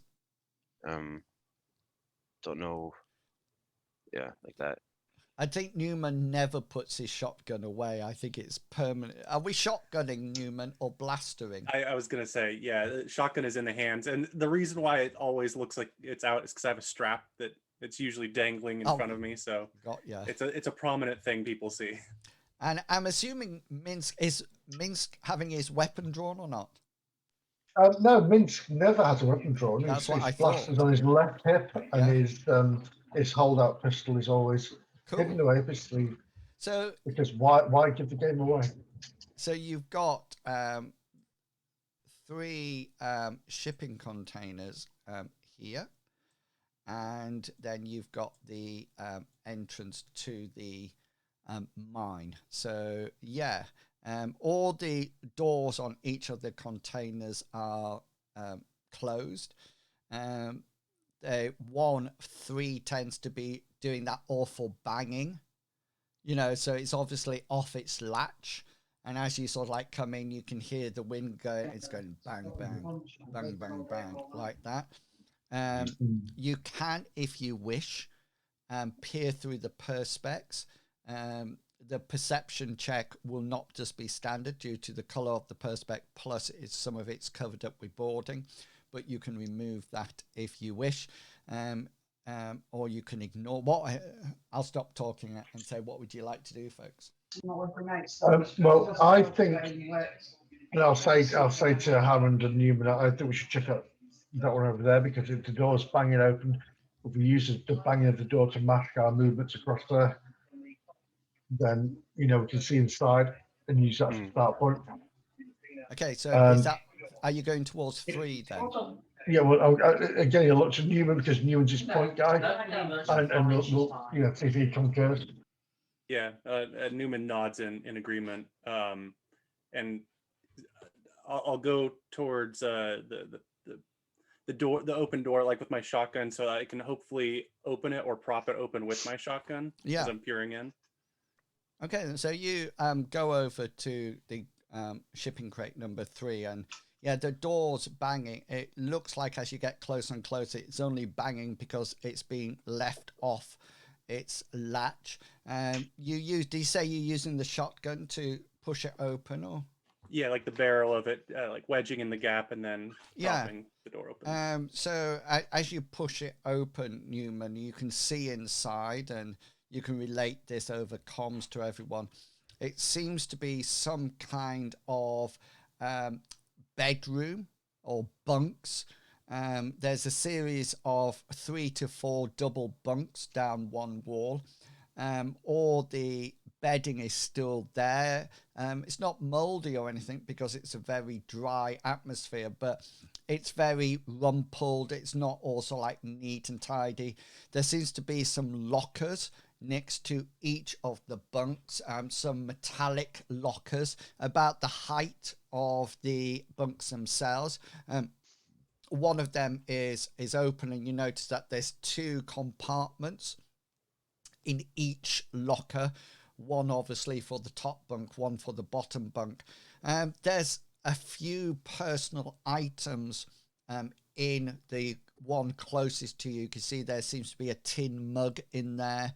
There seems to be what appears to be some paper just in there, a pen, things like this.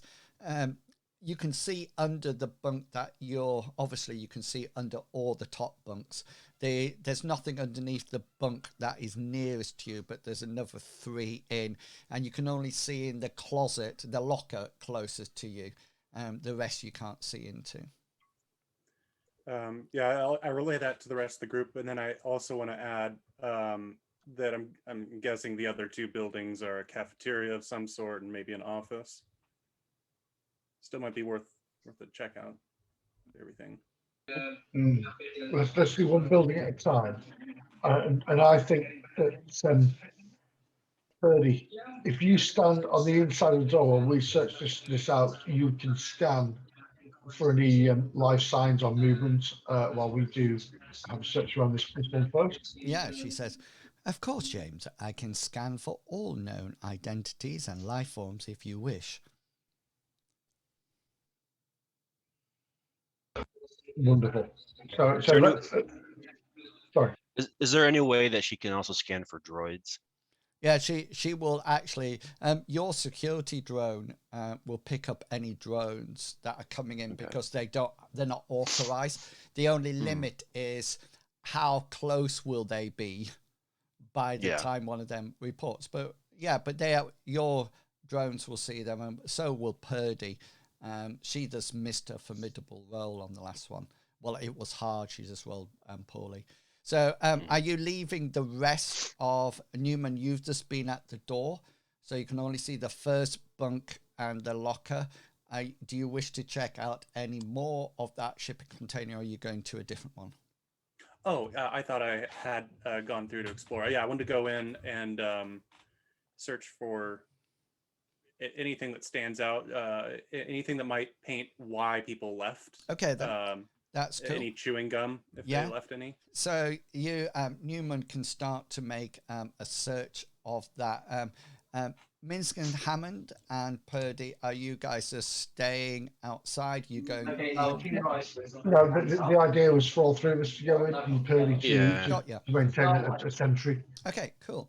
So roll, each of you roll a perception check for me. No, not a perception. Roll an insight check, because you can find the things quite easy. It's trying to ascertain what might have happened.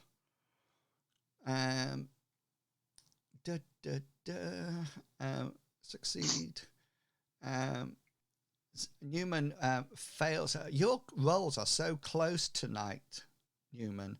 That's the second time you've had it within 2 or 3. Okay, so Hammond and Minsk, you sort of like probably start looking at things. Newman, you look. Newman, your first thing is that there's nothing of danger in this shipping container at all. Everything is quite inert. There's not a huge amount in here at all. It seems to be invaluable, or sorry, personal effects that have no value to them. Minsk and Hammond, you get very much the idea that it was probably emptied, not in a rush, but in a situation that they just thought, oh, we're leaving this, and so they just took what they needed. There's no sign of bullet fire or blaster fire or anything like that. And Purdy reassures you that there's no toxins in the air or anything like that. Okay. There's no chewing gum either. No. You figured this has been empty. Connecting it to the level of sand drifts outside, it's probably been empty for quite a while. There's no sort of like notebooks or diaries or No, scribbles. the bits of paper that you find, you sort of like unravel them and look at them. They seem to be almost like, some seem to be like an IOU piece of paper from a gambling debt, or they seem to be rough copies of to-do lists for that day. There is maybe one order receipt about getting some extra supplies, but it's nothing that you wouldn't expect from a mining hub.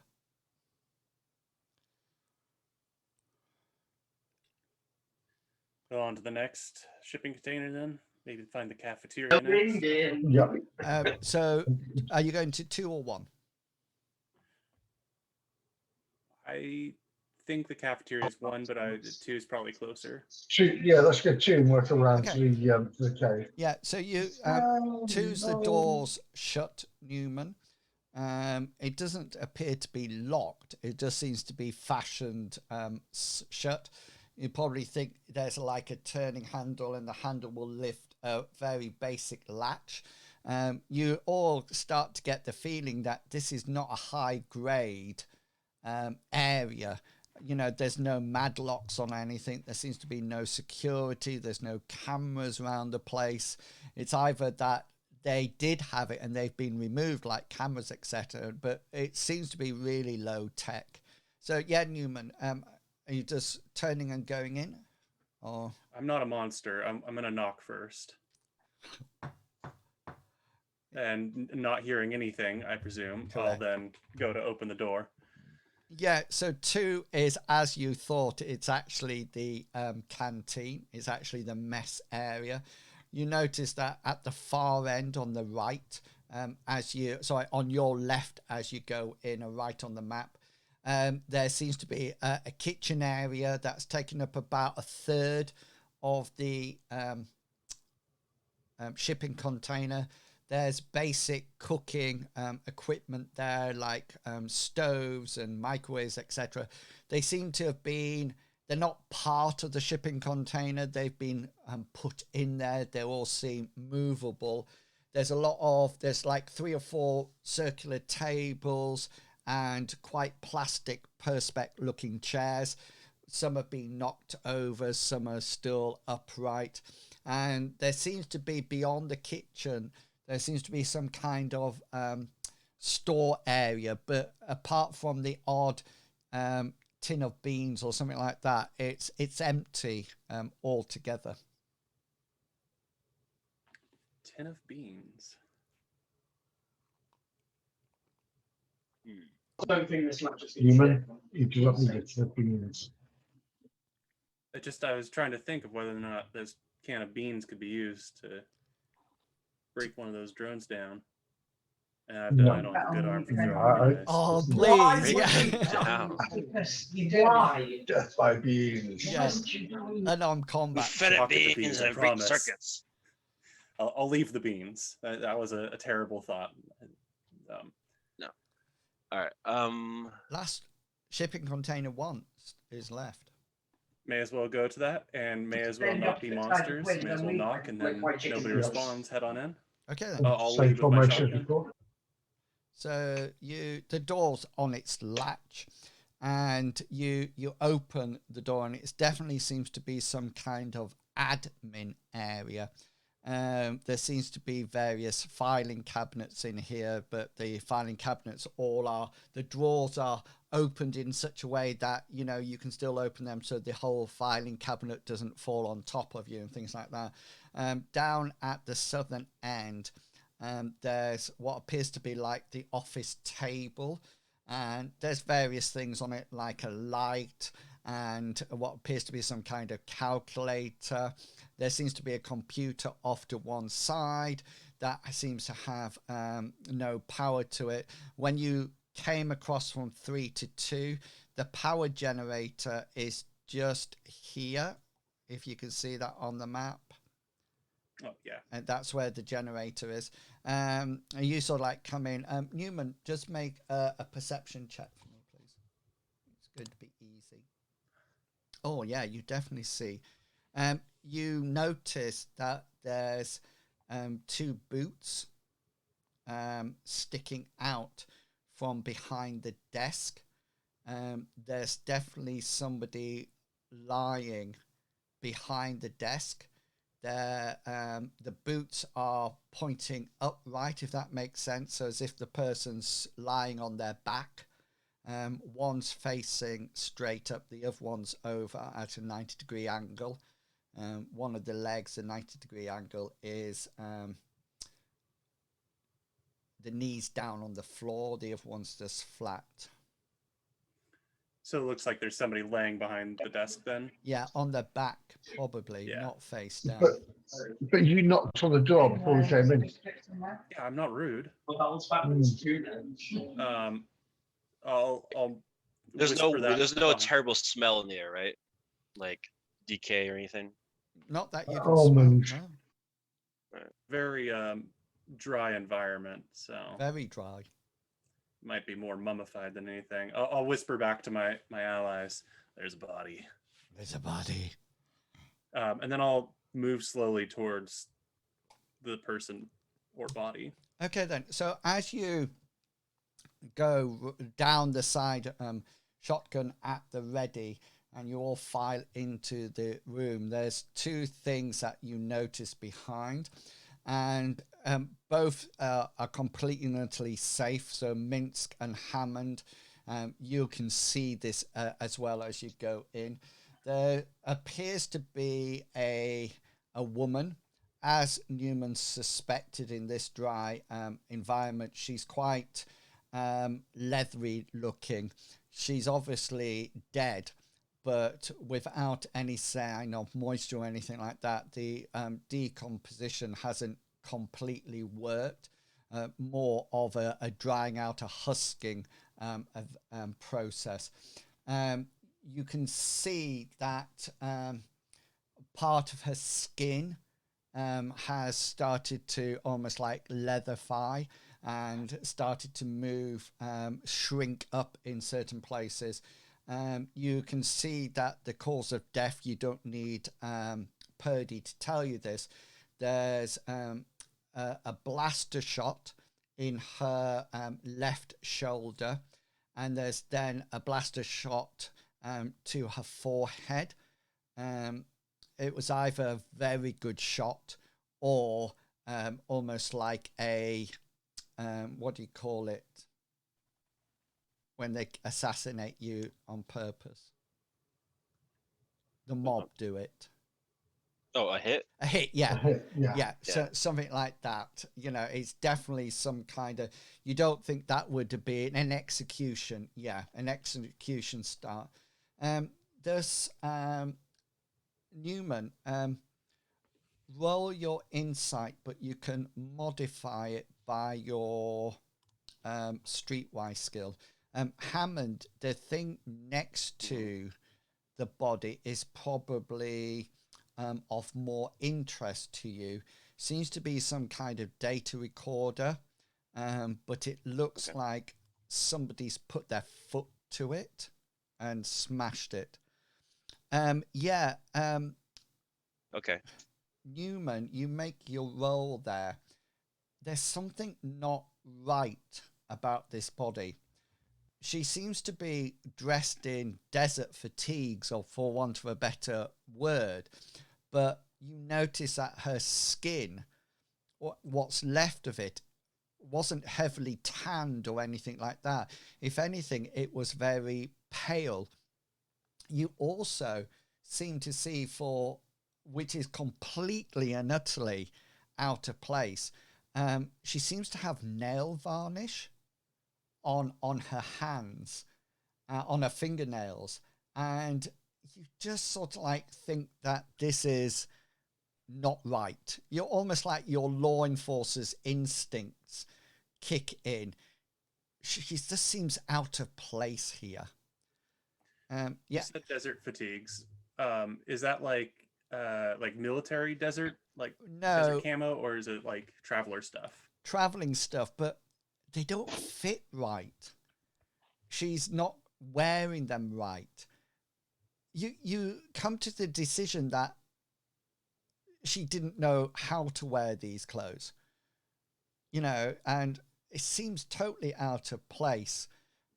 You also notice that she's not armed at all. Hammond, what would you like to do with this data recorder? I'll see if I can get access to it. Maybe I have like a a mobile device that I can connect to it. Yeah. Maybe I can see if I can catch anything. Yeah, you might be able to connect it to your multi-scanner and see what happens. Before you do that, roll your insight modified by your electronics. All right, so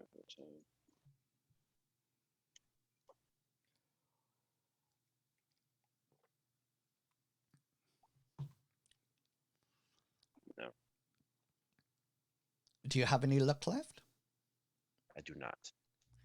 Okay, so you connect it up and you start to you get some kind of signal from it. The main data chips have been broken. That foot or the heel of a boot that went down on it really hit it in the right place. Whoever did that knew exactly where to put their foot into this data recorder without doubt. It went straight in the right place. Minsk, are you at the door, or whereabouts are you in the room? I know Purdy's at the door. Yeah, Purdy's at the door. I would be coming in and just overseeing. Okay, then. So I'll be like 3 or 4 feet in. Yeah. Do you have a commerce skill? I do have a commerce skill, yes. Yeah. So roll insight modified by your commerce skill. So I'll make by my commerce. So what commands? And my Thomas is 7,400.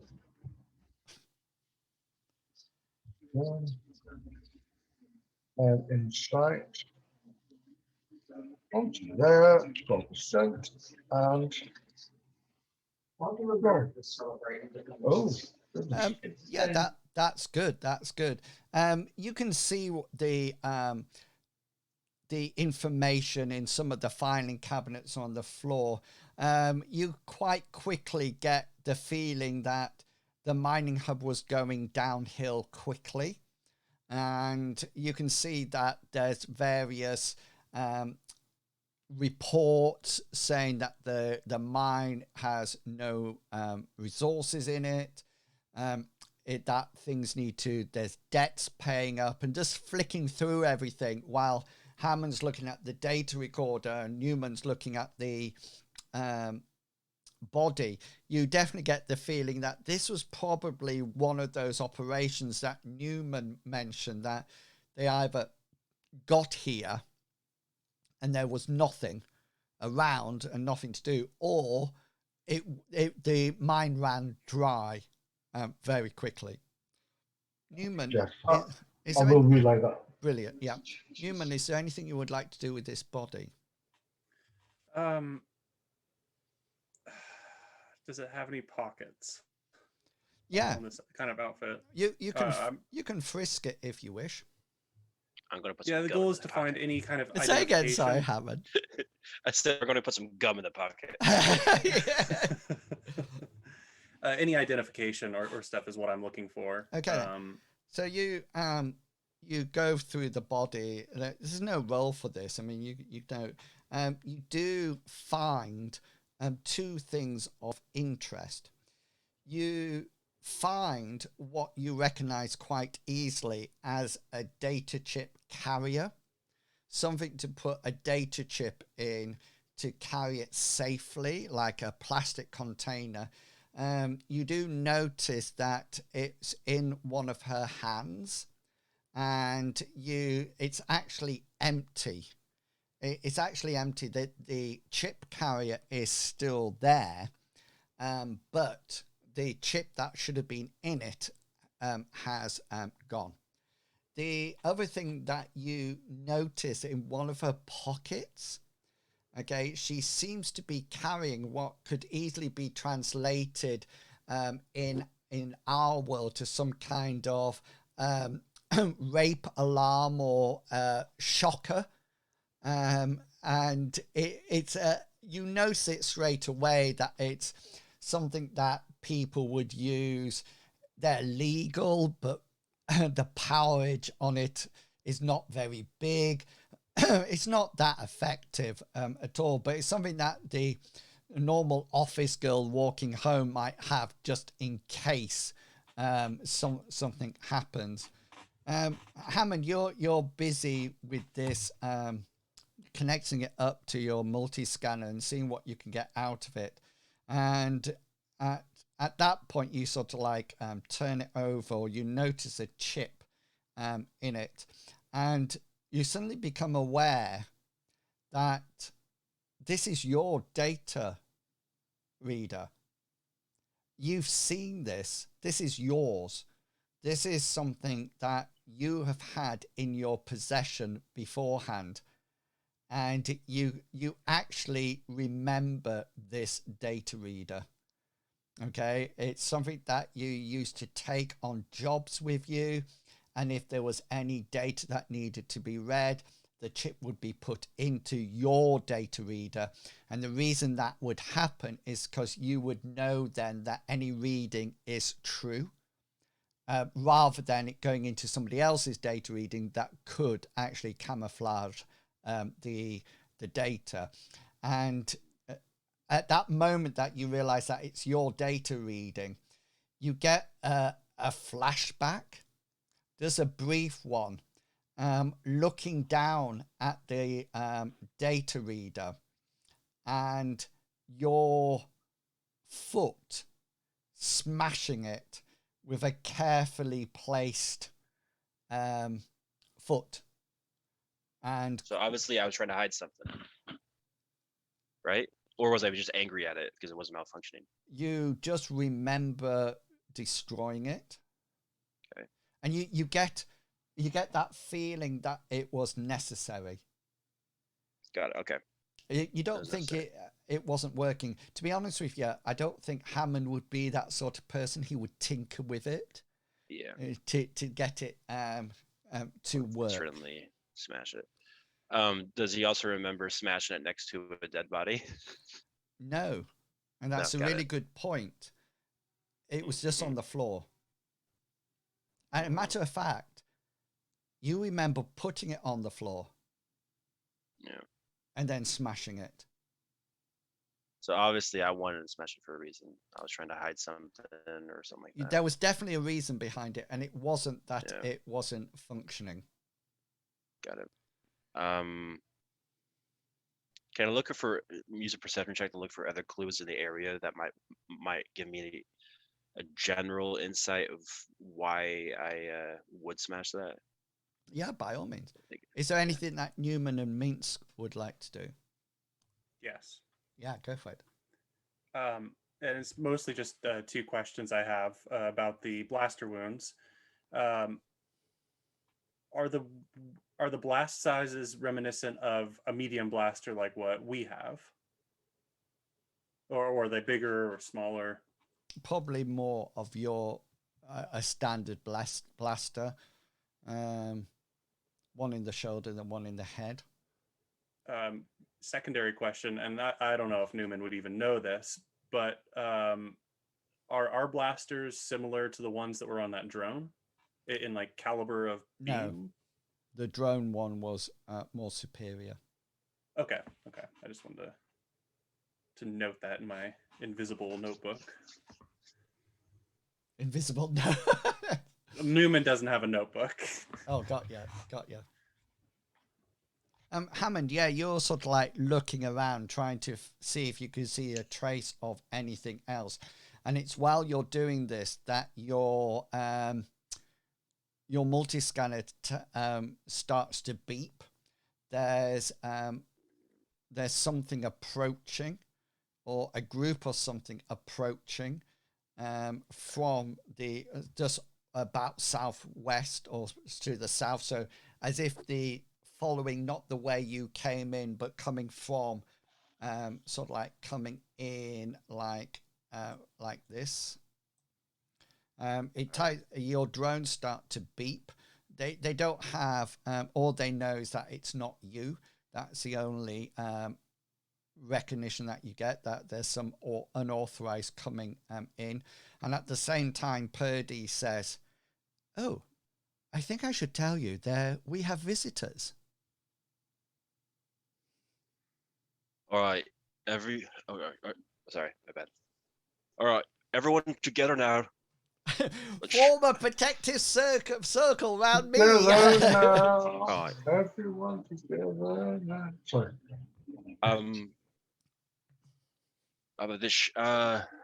What's his name? Minsk. You tell us what to do, anything different. But from I understand, Newman, take charge, and hopefully you get shot first. No, Hammond, my friend. That's not how we do it. All Purdy, right. how long before they get here? Oh, approximately. Oh, at their current speed, probably. Let me just calculate. Very soon. Purdy, that's not very good. Right, let's head out. Let's try and get to Speeder. If not, let's pull back to the cave, I think, and we can set some little traps. I'm sure one of you two can.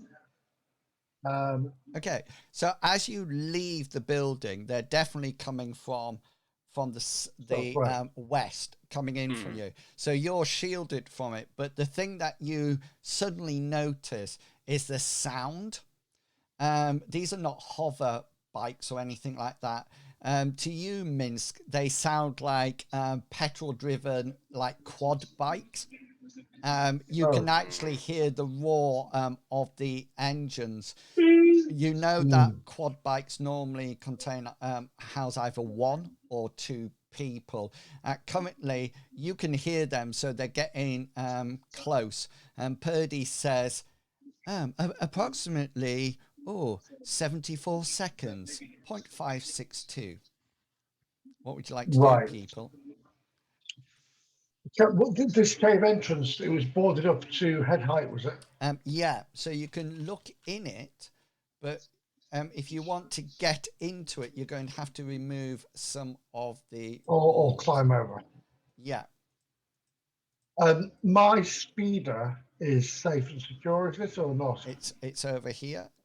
Yeah, but could anybody just jump in it and drive it, or Well, they could. there'd be a start sequence? But yeah, the star secrets are like a key. Do they have keys in the future or in this space time travel? All right, let's Right.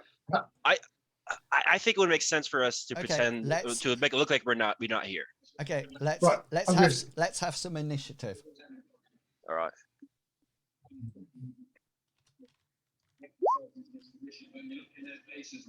Oh So- wow, Newman's. Wow, that's a good rules. What? Hammond goes before me. Hey, you guys. Who are these strange people that you have in your group? Let me just roll Purdy. But let me click on her target on her thing, and then it'll put it in for us.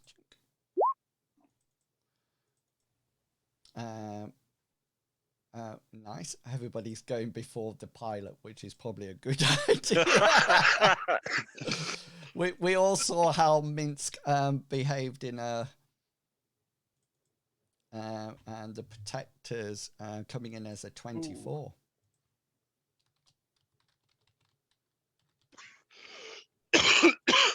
That went on to Purdy. Not that I'm complaining. Say again, sorry. The 24 went on to Purdy. Oh, I see what you mean. Yeah, what was Purdy's? What was her? So she's up at 16. 16. Yeah, I see what you mean now. Yeah, okay then. Boom. So is that the order? Did you say Hammond goes first? His initiative bonus is higher. Cool. Yeah. So at this point, let's move it into actions. So you can start moving your movement. Remember, you only have one free action, so like 5 words per combat round. So on the first pass, the projectors are continuing to come towards you. So you figure you probably have 1 or 2 actions to do before they actually arrive on site. So Hammond, you're first on 20. What would you like to do? I'm going to tell my security droid to maybe get in on like a flanking position. So such as like to hide on the other side of, because we're at number 1 right now, right? Yeah, you're sort of like here. Your security droid will naturally attack. Not it will. Its computer brain tells it to actually identify visitors, stop unauthorized persons. So it will stop it unless you tell it to land or to stop. All right. So it will naturally attack on your initiative as well. Okay, perfect. But I would like it in a flanking position, because as they're aiming their fire at us, I want it to attack from behind. It doesn't have that. No. Okay, that mind. It is just that going ability. to attack. Got it. So, all right, whichever in that respect. That's so fine. you know that your security droid is going to attack. So what would you like to do on your 20? All right, I'm going to.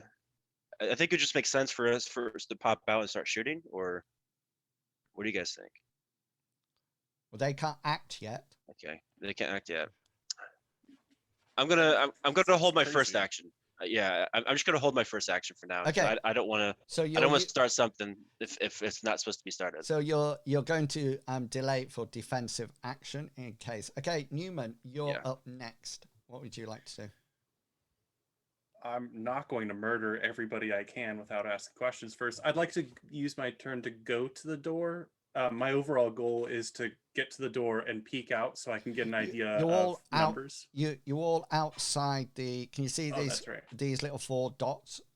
This is where you're at. So you Oh, can I see either now. come to the south of the container and peer around, or you could go to the north of the container and go behind the power generator if you wish.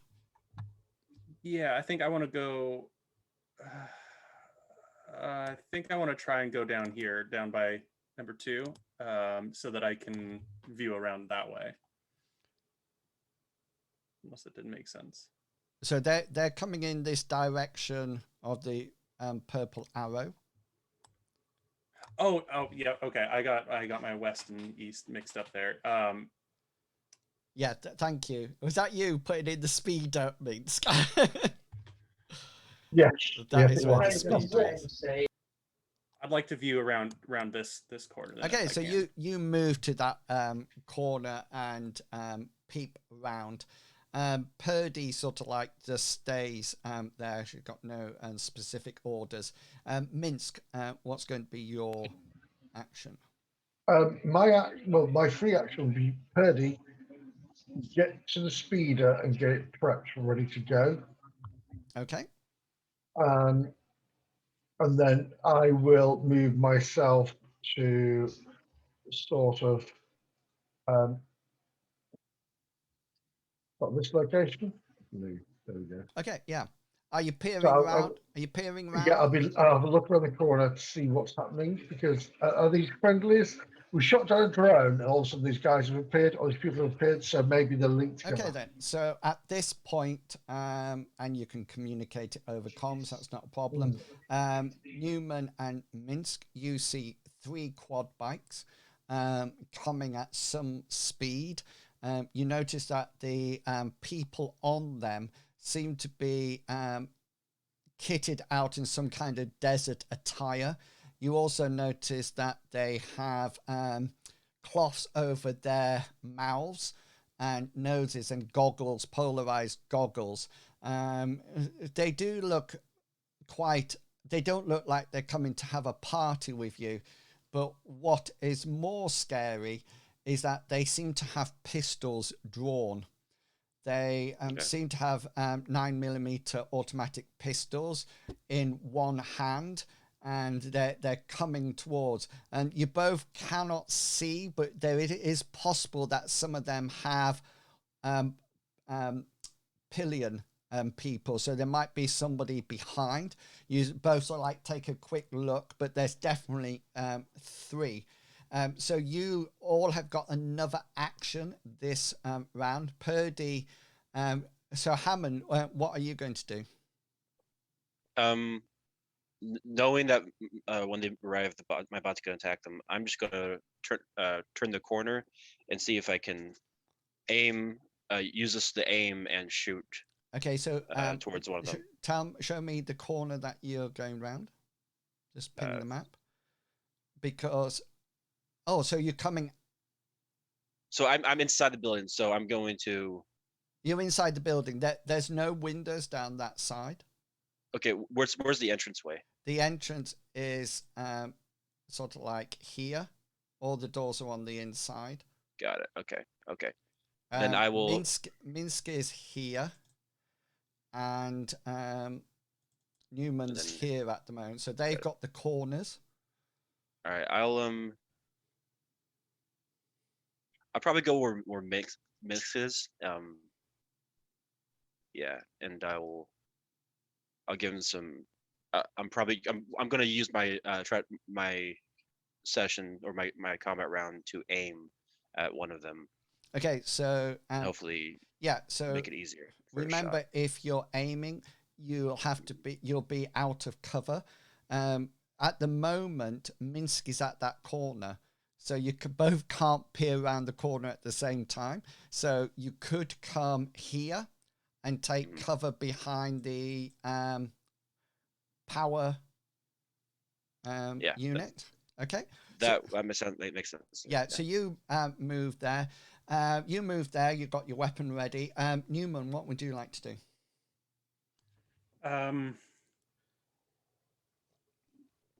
You can fire if you wish, because you're already in position. You are firing from cover, and they are moving. But they're a pretty big distance away still, aren't they? They will. 74 seconds was Purdy, so that's like a minute and 14. They're going to come. They're close enough to fire at if you wish. I'm trying to get in touch with Newman's instincts as a law enforcer here, whether or not to shoot or whether to wait. I don't really think there's any role I could do for that. It's called a role play role. You decide what would Newman do. I don't think he'd kill people in cold blood. Unless his captain said so. Kill this person for me in cold blood. Yes, Captain. No, probably not even that. This seems like they could just be the owners of this property, and killing them would be a bad thing. So I'm gonna keep watching. Okay. The delay for defensive action. Okay then. And Minsk.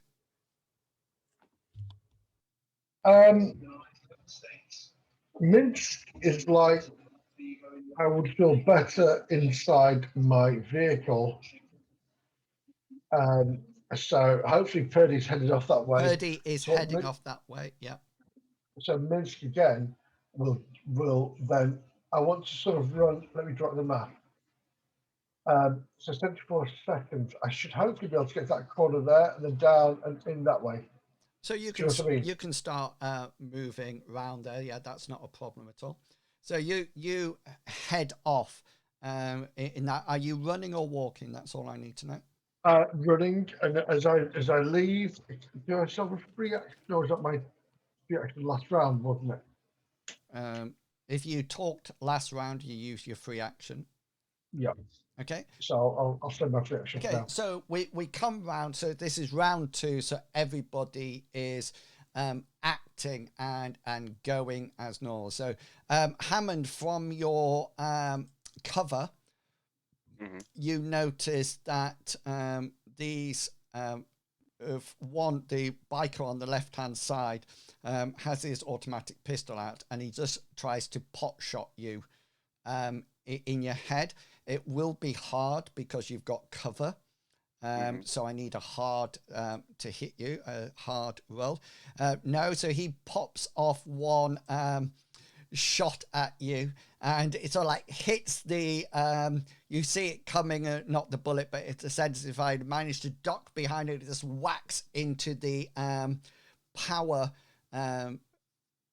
generator there, missing you altogether. Still name. I can use a pistol. Yeah. Sorry.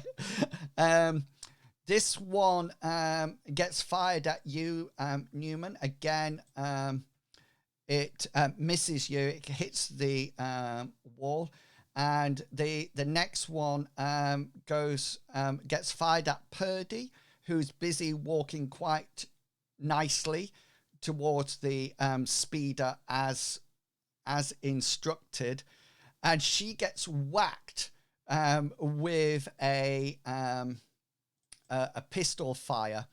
It goes on to her 4, which I assume is a leg. Yeah. And let's see. She's got a weird body formation. Say again, sorry. She's got a weird body formation with that D12. Oh, did I roll a D12? Oh, yes, sorry. Yeah. I like to think she's just missing segments or something. Just an Let me entire roll it again. Let me roll it again. 20. Yeah. Oh no! Oh no! My bad. Sorry, Purdy. Damn it! You killed our healer.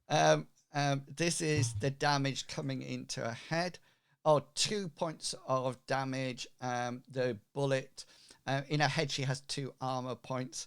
So you see her sort of like going past you, Newman, and you see her walking past, and the first shot hits your container right here. The next one, just sort of like she's just sort of like walking along like this. Must get to the speeder. Must get to the speeder.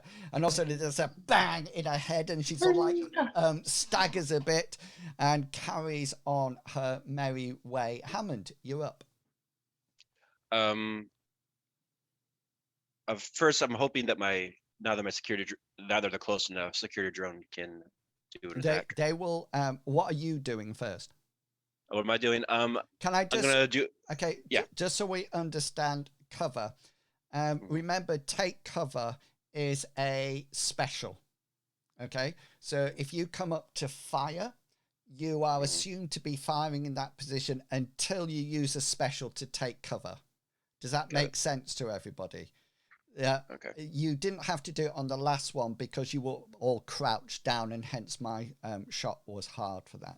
They knew where you were, but that's it. So yeah, so you have a choice. You can either stay behind out of danger, or you can expose yourself, as in come up behind the power generator before anybody says anything, and fire. It's up to you. Or you can run, or cry, or whatever you wish to do. I could definitely cry too.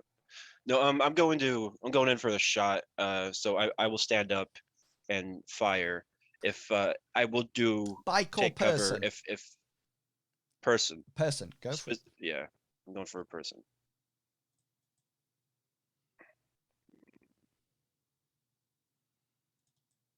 Oh, the suspense. Yeah. You fire. This guy on the bike is not going to. His evade is his piloting skill. So he sees you coming up to fire, and he sort of like takes evasive action. It's actually under his evade roll, so he'll come up at evade, but he's not launching himself off the thing. But he fails. He doesn't manage to get out of the way. So yeah, I need. You've got one special, hit location and damage. The special is going to be take cover. Okay, yeah, nice one. So D20 and then your damage. And we said it was D8 for the blaster. Yeah. Yep. So that's in his abdomen. 5 points in his abdomen. Nice shot. You notice that they don't have armor on, but it's not a problem. You definitely hit him, and there's a pew, and it's sort of But they're made of metal. hits him in the abdomen, but he's still upright. Roll your guard bot now. Their combat. Oh, sorry, security, isn't it? 50% is there. All right, so I will just roll a percentile dice. Or... yeah, that will hit. They don't have specials, so just hit location, and their damage is a 1d6. That hits its leg, but it's fine. Newman, you're back now in cover. I'm going to move out of my cover, point my shotgun at one of the drivers, and I'm going to try and do some shrapnel damage. Go for it. I am the law. That's a hit, as always. He'll try to get out the way, but fails. So you got a special hit location damage. I'm going to use the duck back take cover special. Okay, nice. Because I'm not looking to die today. And then here is your hit location. In his 12. Right in his chest. Shotgun blast the chest. How much damage can we do? 15. Wow. Yeah. And there's a reason why they call it the bloody snail. Yeah. So that actually takes him down to -8, which is actually, he only had 7 points in that. So you just sort of like, as he sort of like comes towards you, you just open the shotgun into his chest, and it literally hits him and knocks him off backwards. It actually takes his pillion person with I was going them. to say, did the pillion die as well? Yeah, so the pillion guy sort of like gets taken off with him. The quad bike sort of like veers and topples over, and this guy is literally you've just blasted probably all his chest out, including his heart, lungs, and everything. You know when you've been human. Purdy makes it on her action. She makes it to the speeder, and then Minsk, you come round the corner now and see that Purdy is getting into the driver's seat as instructed. What do you like to do? Minsk, it's your... Are you muted? I'm sorry, thank you. Wonderful. As I run to the driver's seat, I want to shout at Minsk. Shout at yourself. Shout at Purdy and say, scoot across, Purdy, the passenger. Yeah, I don't think Purdy can actually scoot across, so she sort of like starts to go round to the other side, and you can hear her muttering over comm. She's saying, well, they tell me to go into the drivers, and then when I get there, and what's this thing? Why is my head slightly dented? And as she goes round, and we come back up to the top of the turn for combat round 2. Okay, the protectors now, Hammond, your guy is coming past you. Okay, he's coming past you. So can you see in between the power and the wall? He's coming back. You will have protection of it, and he has to roll a hard.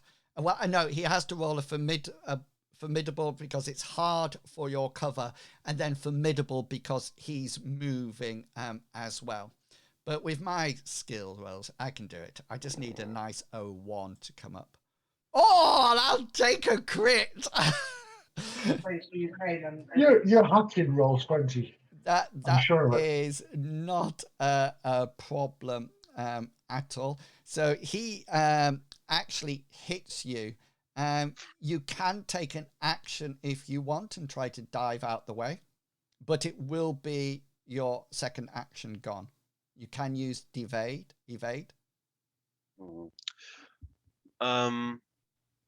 No, I won't evade. Okay. So I'm gonna have to accept this. His shot comes off into your 9. My 9's a add with the abs. And his pistol does 4 points of damage, which is probably absorbed by your armor. Yeah. Okay. As he and now he's passed. So you can take a shot at. Oh, well, hang on. Let me do the others. Right. So one of yours is down on the floor, and the guy who's underneath is going to make a brawn roll to try to get out from underneath this person with a blasted chest, and they manage to crawl out backwards, and you see them sort of like coming out, and they're all smeared with blood and down their front as they come out.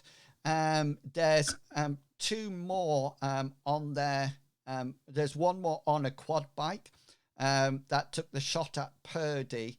So one was coming down to your position, Newman, which you've taken out, and the other one is sort of like scooting round in an arc. And you're in the car, but Paul Purdy is... Mince, you're in the car. Paul Purdy is walking round to the other side. And there's a pistol fire. And can I just say that I really want to watch your faces when you come up against somebody and somebody says, what are they carrying? I'm going to say, shotguns. Everybody are just being diving for... No! Yeah, she saw like a shot misses her. It probably ricochets off the the vehicle or the shipping container. Minsk, you're inside the car now. What would you like to do? I was hoping Purdy would be faster getting in the passenger side. She's not there yet. No, is she away from the front of the vehicle? She's crossing the front now, and she sort of like protected you from. She just had a pot shot at her. I'd have to delay my action in which case. I was hoping to try to drive off and no, delay. Thank you. Okay, so Purdy will be in the car on her 16. Protectors. I'm going to make a willpower check for the one that's just crawled from underneath. That seems fair. She's just seen her partner in crime blasted. Well, her partner actually. Oh. Whatever. I don't have a soul. So she's going to make a freaking homewrecker. Willpower check. Oh, she fails it by 1 point. And she sort of like shuffles away back and sees her husband with a huge gaping hole from front to back of his chest. And she sort of like pushes herself back and she starts to literally run away as they go through. The one that's passing past you, Hammond, he's just going to carry on driving because he can't turn around and drive and shoot you at the same time. And then the one that is firing at Purdy, he's going to use his pilot skill, his driver also, to try to arc the quad bike round so he can shoot at Purdy again. Nobody's bothered about Purdy. She's taking shots left, right, and centre, and everybody Waiting says, for my turn to help her. I'm so pleased that we're not doing. So hang on, let me just get my drive skill out. Yes. He honestly, I just get some scrap metal and we should be fine. He so. tries to pull it round and he doesn't quite make it, so he forfeits. I'm going to forfeit my shot to bring my quad bike under control. And Hammond, we're up to you now. Right. So you can fire at this guy that is just come past you and is riding off to the northeast now. I can't imagine he'd be able to evade because he can't really see. He can't do anything at the moment now. Yeah. So I'm going to shoot at him. Yeah, cool. Zipisto. The blaster.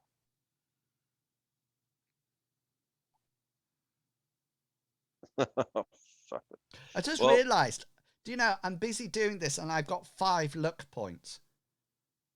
Why, I should have evaded some of that shot. Yeah, I just noticed when it came up 91. Do you have any like, luck we could have switched it.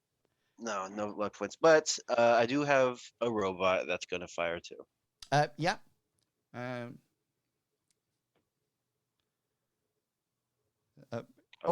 That's nice. Yeah, it's not enough to crit, but it does Pretty close, though. hit. So 1d 20 first. 16, yeah. And then the 1d6. d6 damage, yeah. Nice. So it hit him in the 16, which is this one. That's in his left arm.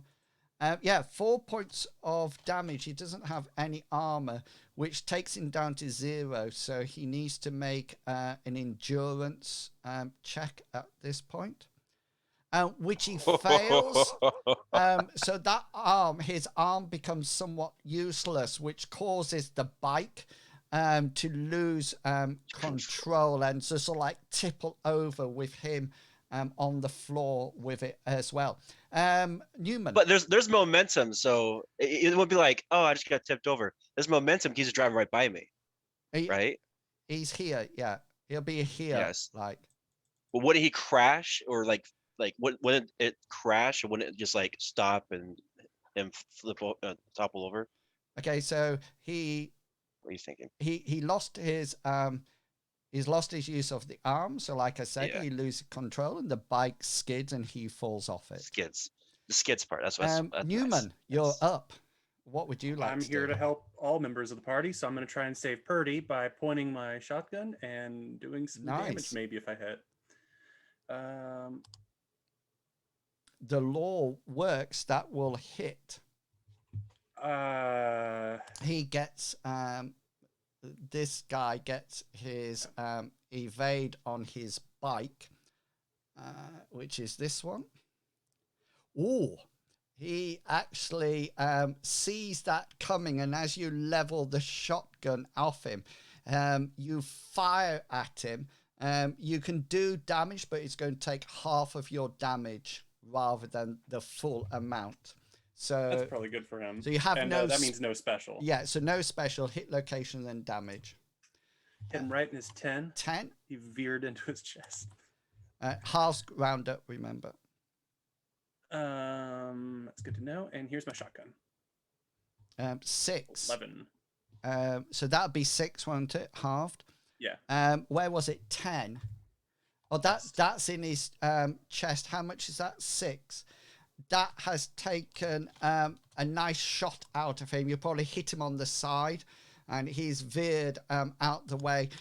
He's still up, but he has got a wound in his abdomen and down one side.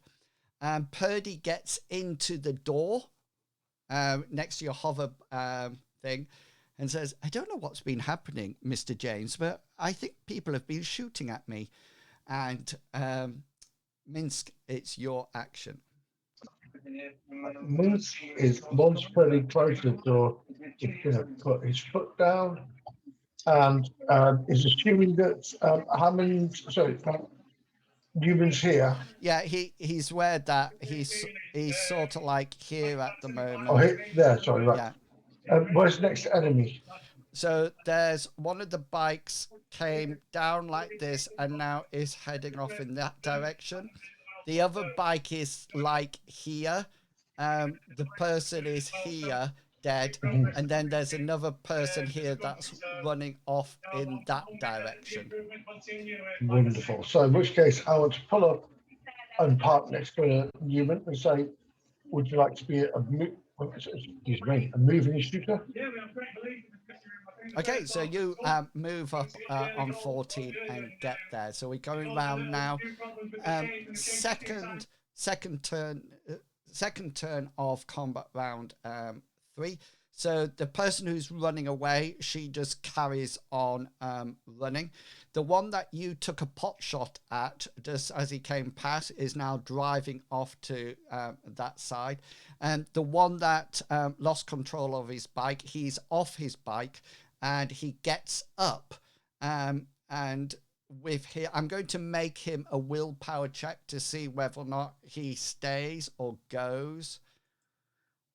Oh, yeah, he's staying, and he sort of like gets up off the floor. He's got his gun ready, so that would be his action. He looks like he's coming back for trouble. And yeah, so that's their actions all done. So Hammond, you're up on 20. I'm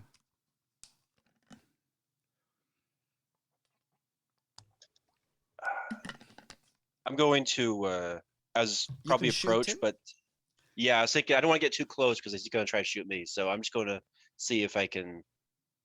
Yeah, I'll just go for the shot now. Yeah, cool. Shoot away. Finish it up. Yeah, we don't need to ask any questions. All right.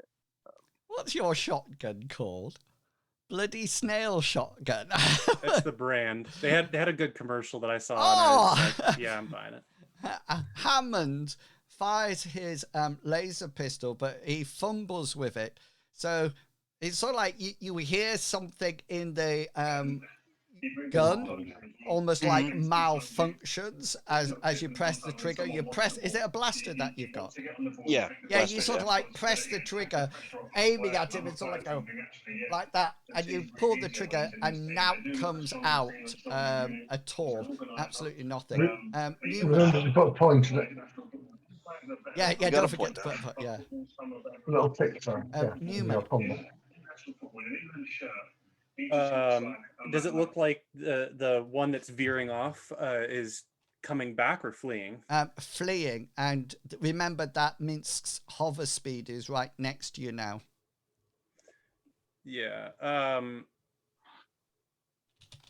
Newman probably isn't aware of the standoff happening behind him, so he'll hop in the car. Okay, cool. So you go that's probably my round, action. and you'll be in the back. Just so you know, because Purdy's in the front. Oh, she took shotgun? Yeah. Purdy. Or as I should say, Purdy. It's not a Purdy today. So that's 16. Purdy's settles herself down. Minsk, yeah, what would you like to do? With Purdy in the car and Newman in the as well, car, yeah. in the vehicle, I'm going to be shooting round to pick up Hammond. Okay. So, yeah, I want to get everybody in the vehicle and we'll chase it. It's a big open space. Which way are you going round? I would like to, this is a down vehicle, isn't it? So this one here. Oh, why not? Oh, that's down vehicle. That's a down vehicle, yeah. So in which case, yeah, I want to go around this way and this come way. up behind. Got you. Okay. Yeah. Okay then. Do you want to do it all in one action? If you want to do it all in I'd one like to action. drift around. Yeah. So roll your piloting skill. Certainly. As you accelerate off and. Oh my God. Oh. Do we have a luck roll? Oh, we do, but do we use it? Yes, we do. I'd like to re-roll up, please. Okay, go for it. If he's confident he wants to rescue Hammond, he needs to get around that corner. Oh, that's much better.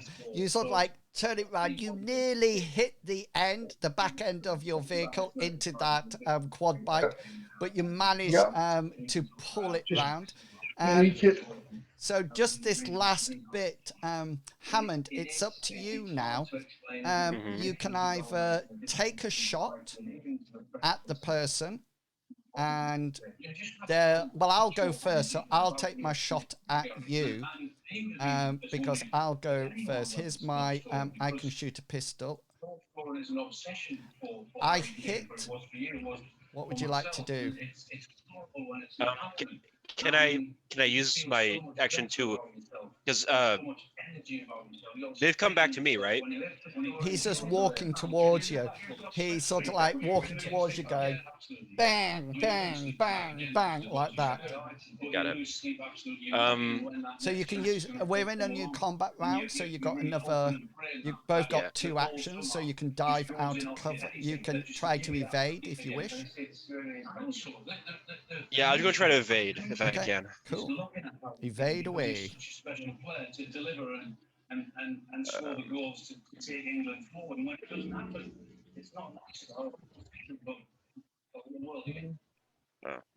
Okay, so he pops up his shot at you, and he sort of like he rolls his D20, hits you in a leg. That would be for 2 points of damage. So you get hit in the leg, but your armor absorbs it. It's your turn now.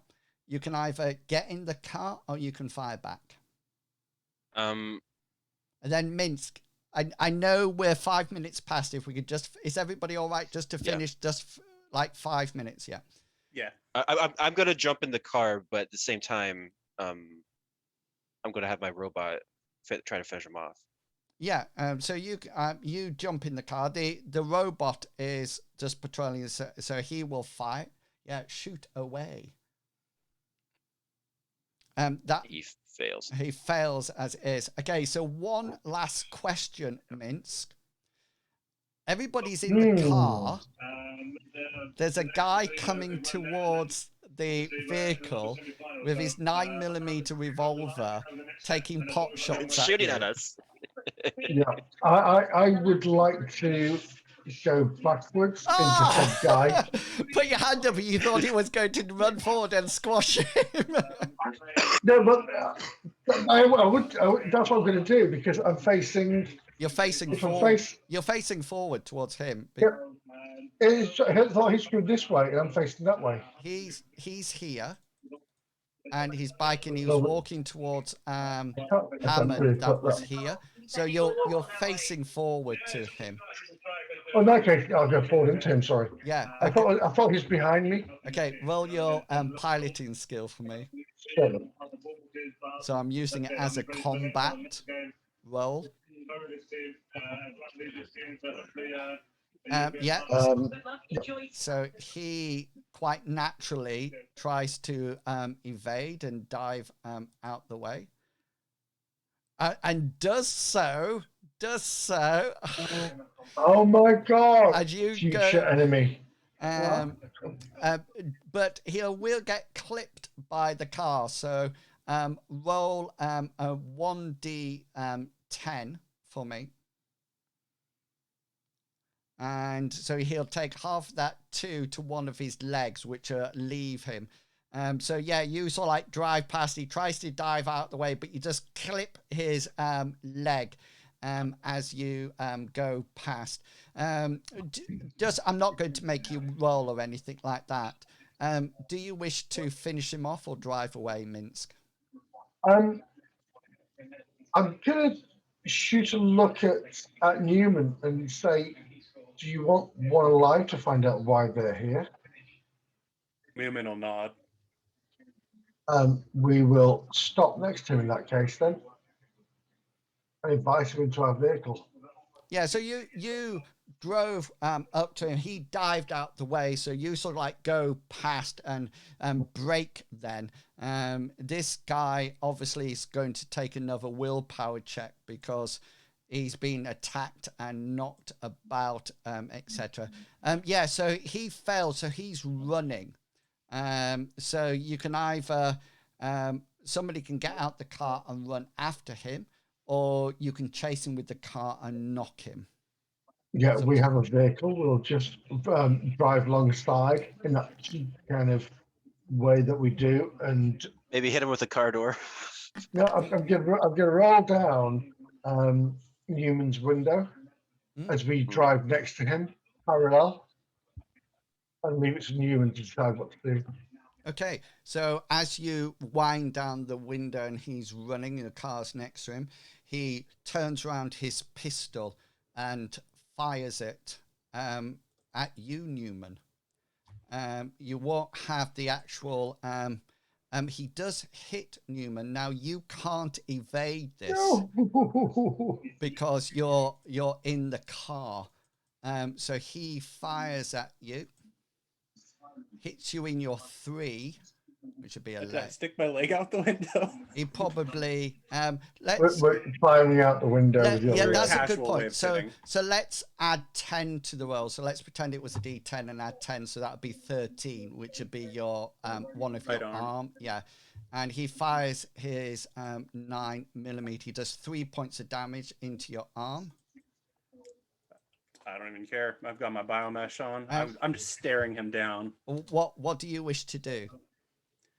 If we're close enough, I'd like to stun baton him, like do a drive-by right in his neck. Okay, so you'll have to take an action to get your stun baton out, because it's not out at the moment, isn't it? It's your gun that's out. True. It isn't out. Yeah. Let's marksman his legs with my shotgun. Okay, then go. I'm gonna take a blast. Yeah. Because I'm tired of these raiders. Yeah, that will hit him nicely. Is he evading? No, because he failed his willpower, so I'm not going to make him evade. He's just trying to get out of here alive at the moment. So you'll get a special. So Special is marksman. I'm going for the legs. okay. Here's my D20. I got him in the 4, which is the left leg. Yeah. Do you want And- to move that therefore, or leave it? No, I'm happy with that. Okay. Yeah. So and let's shotgun turn him into a bloody damage. snail.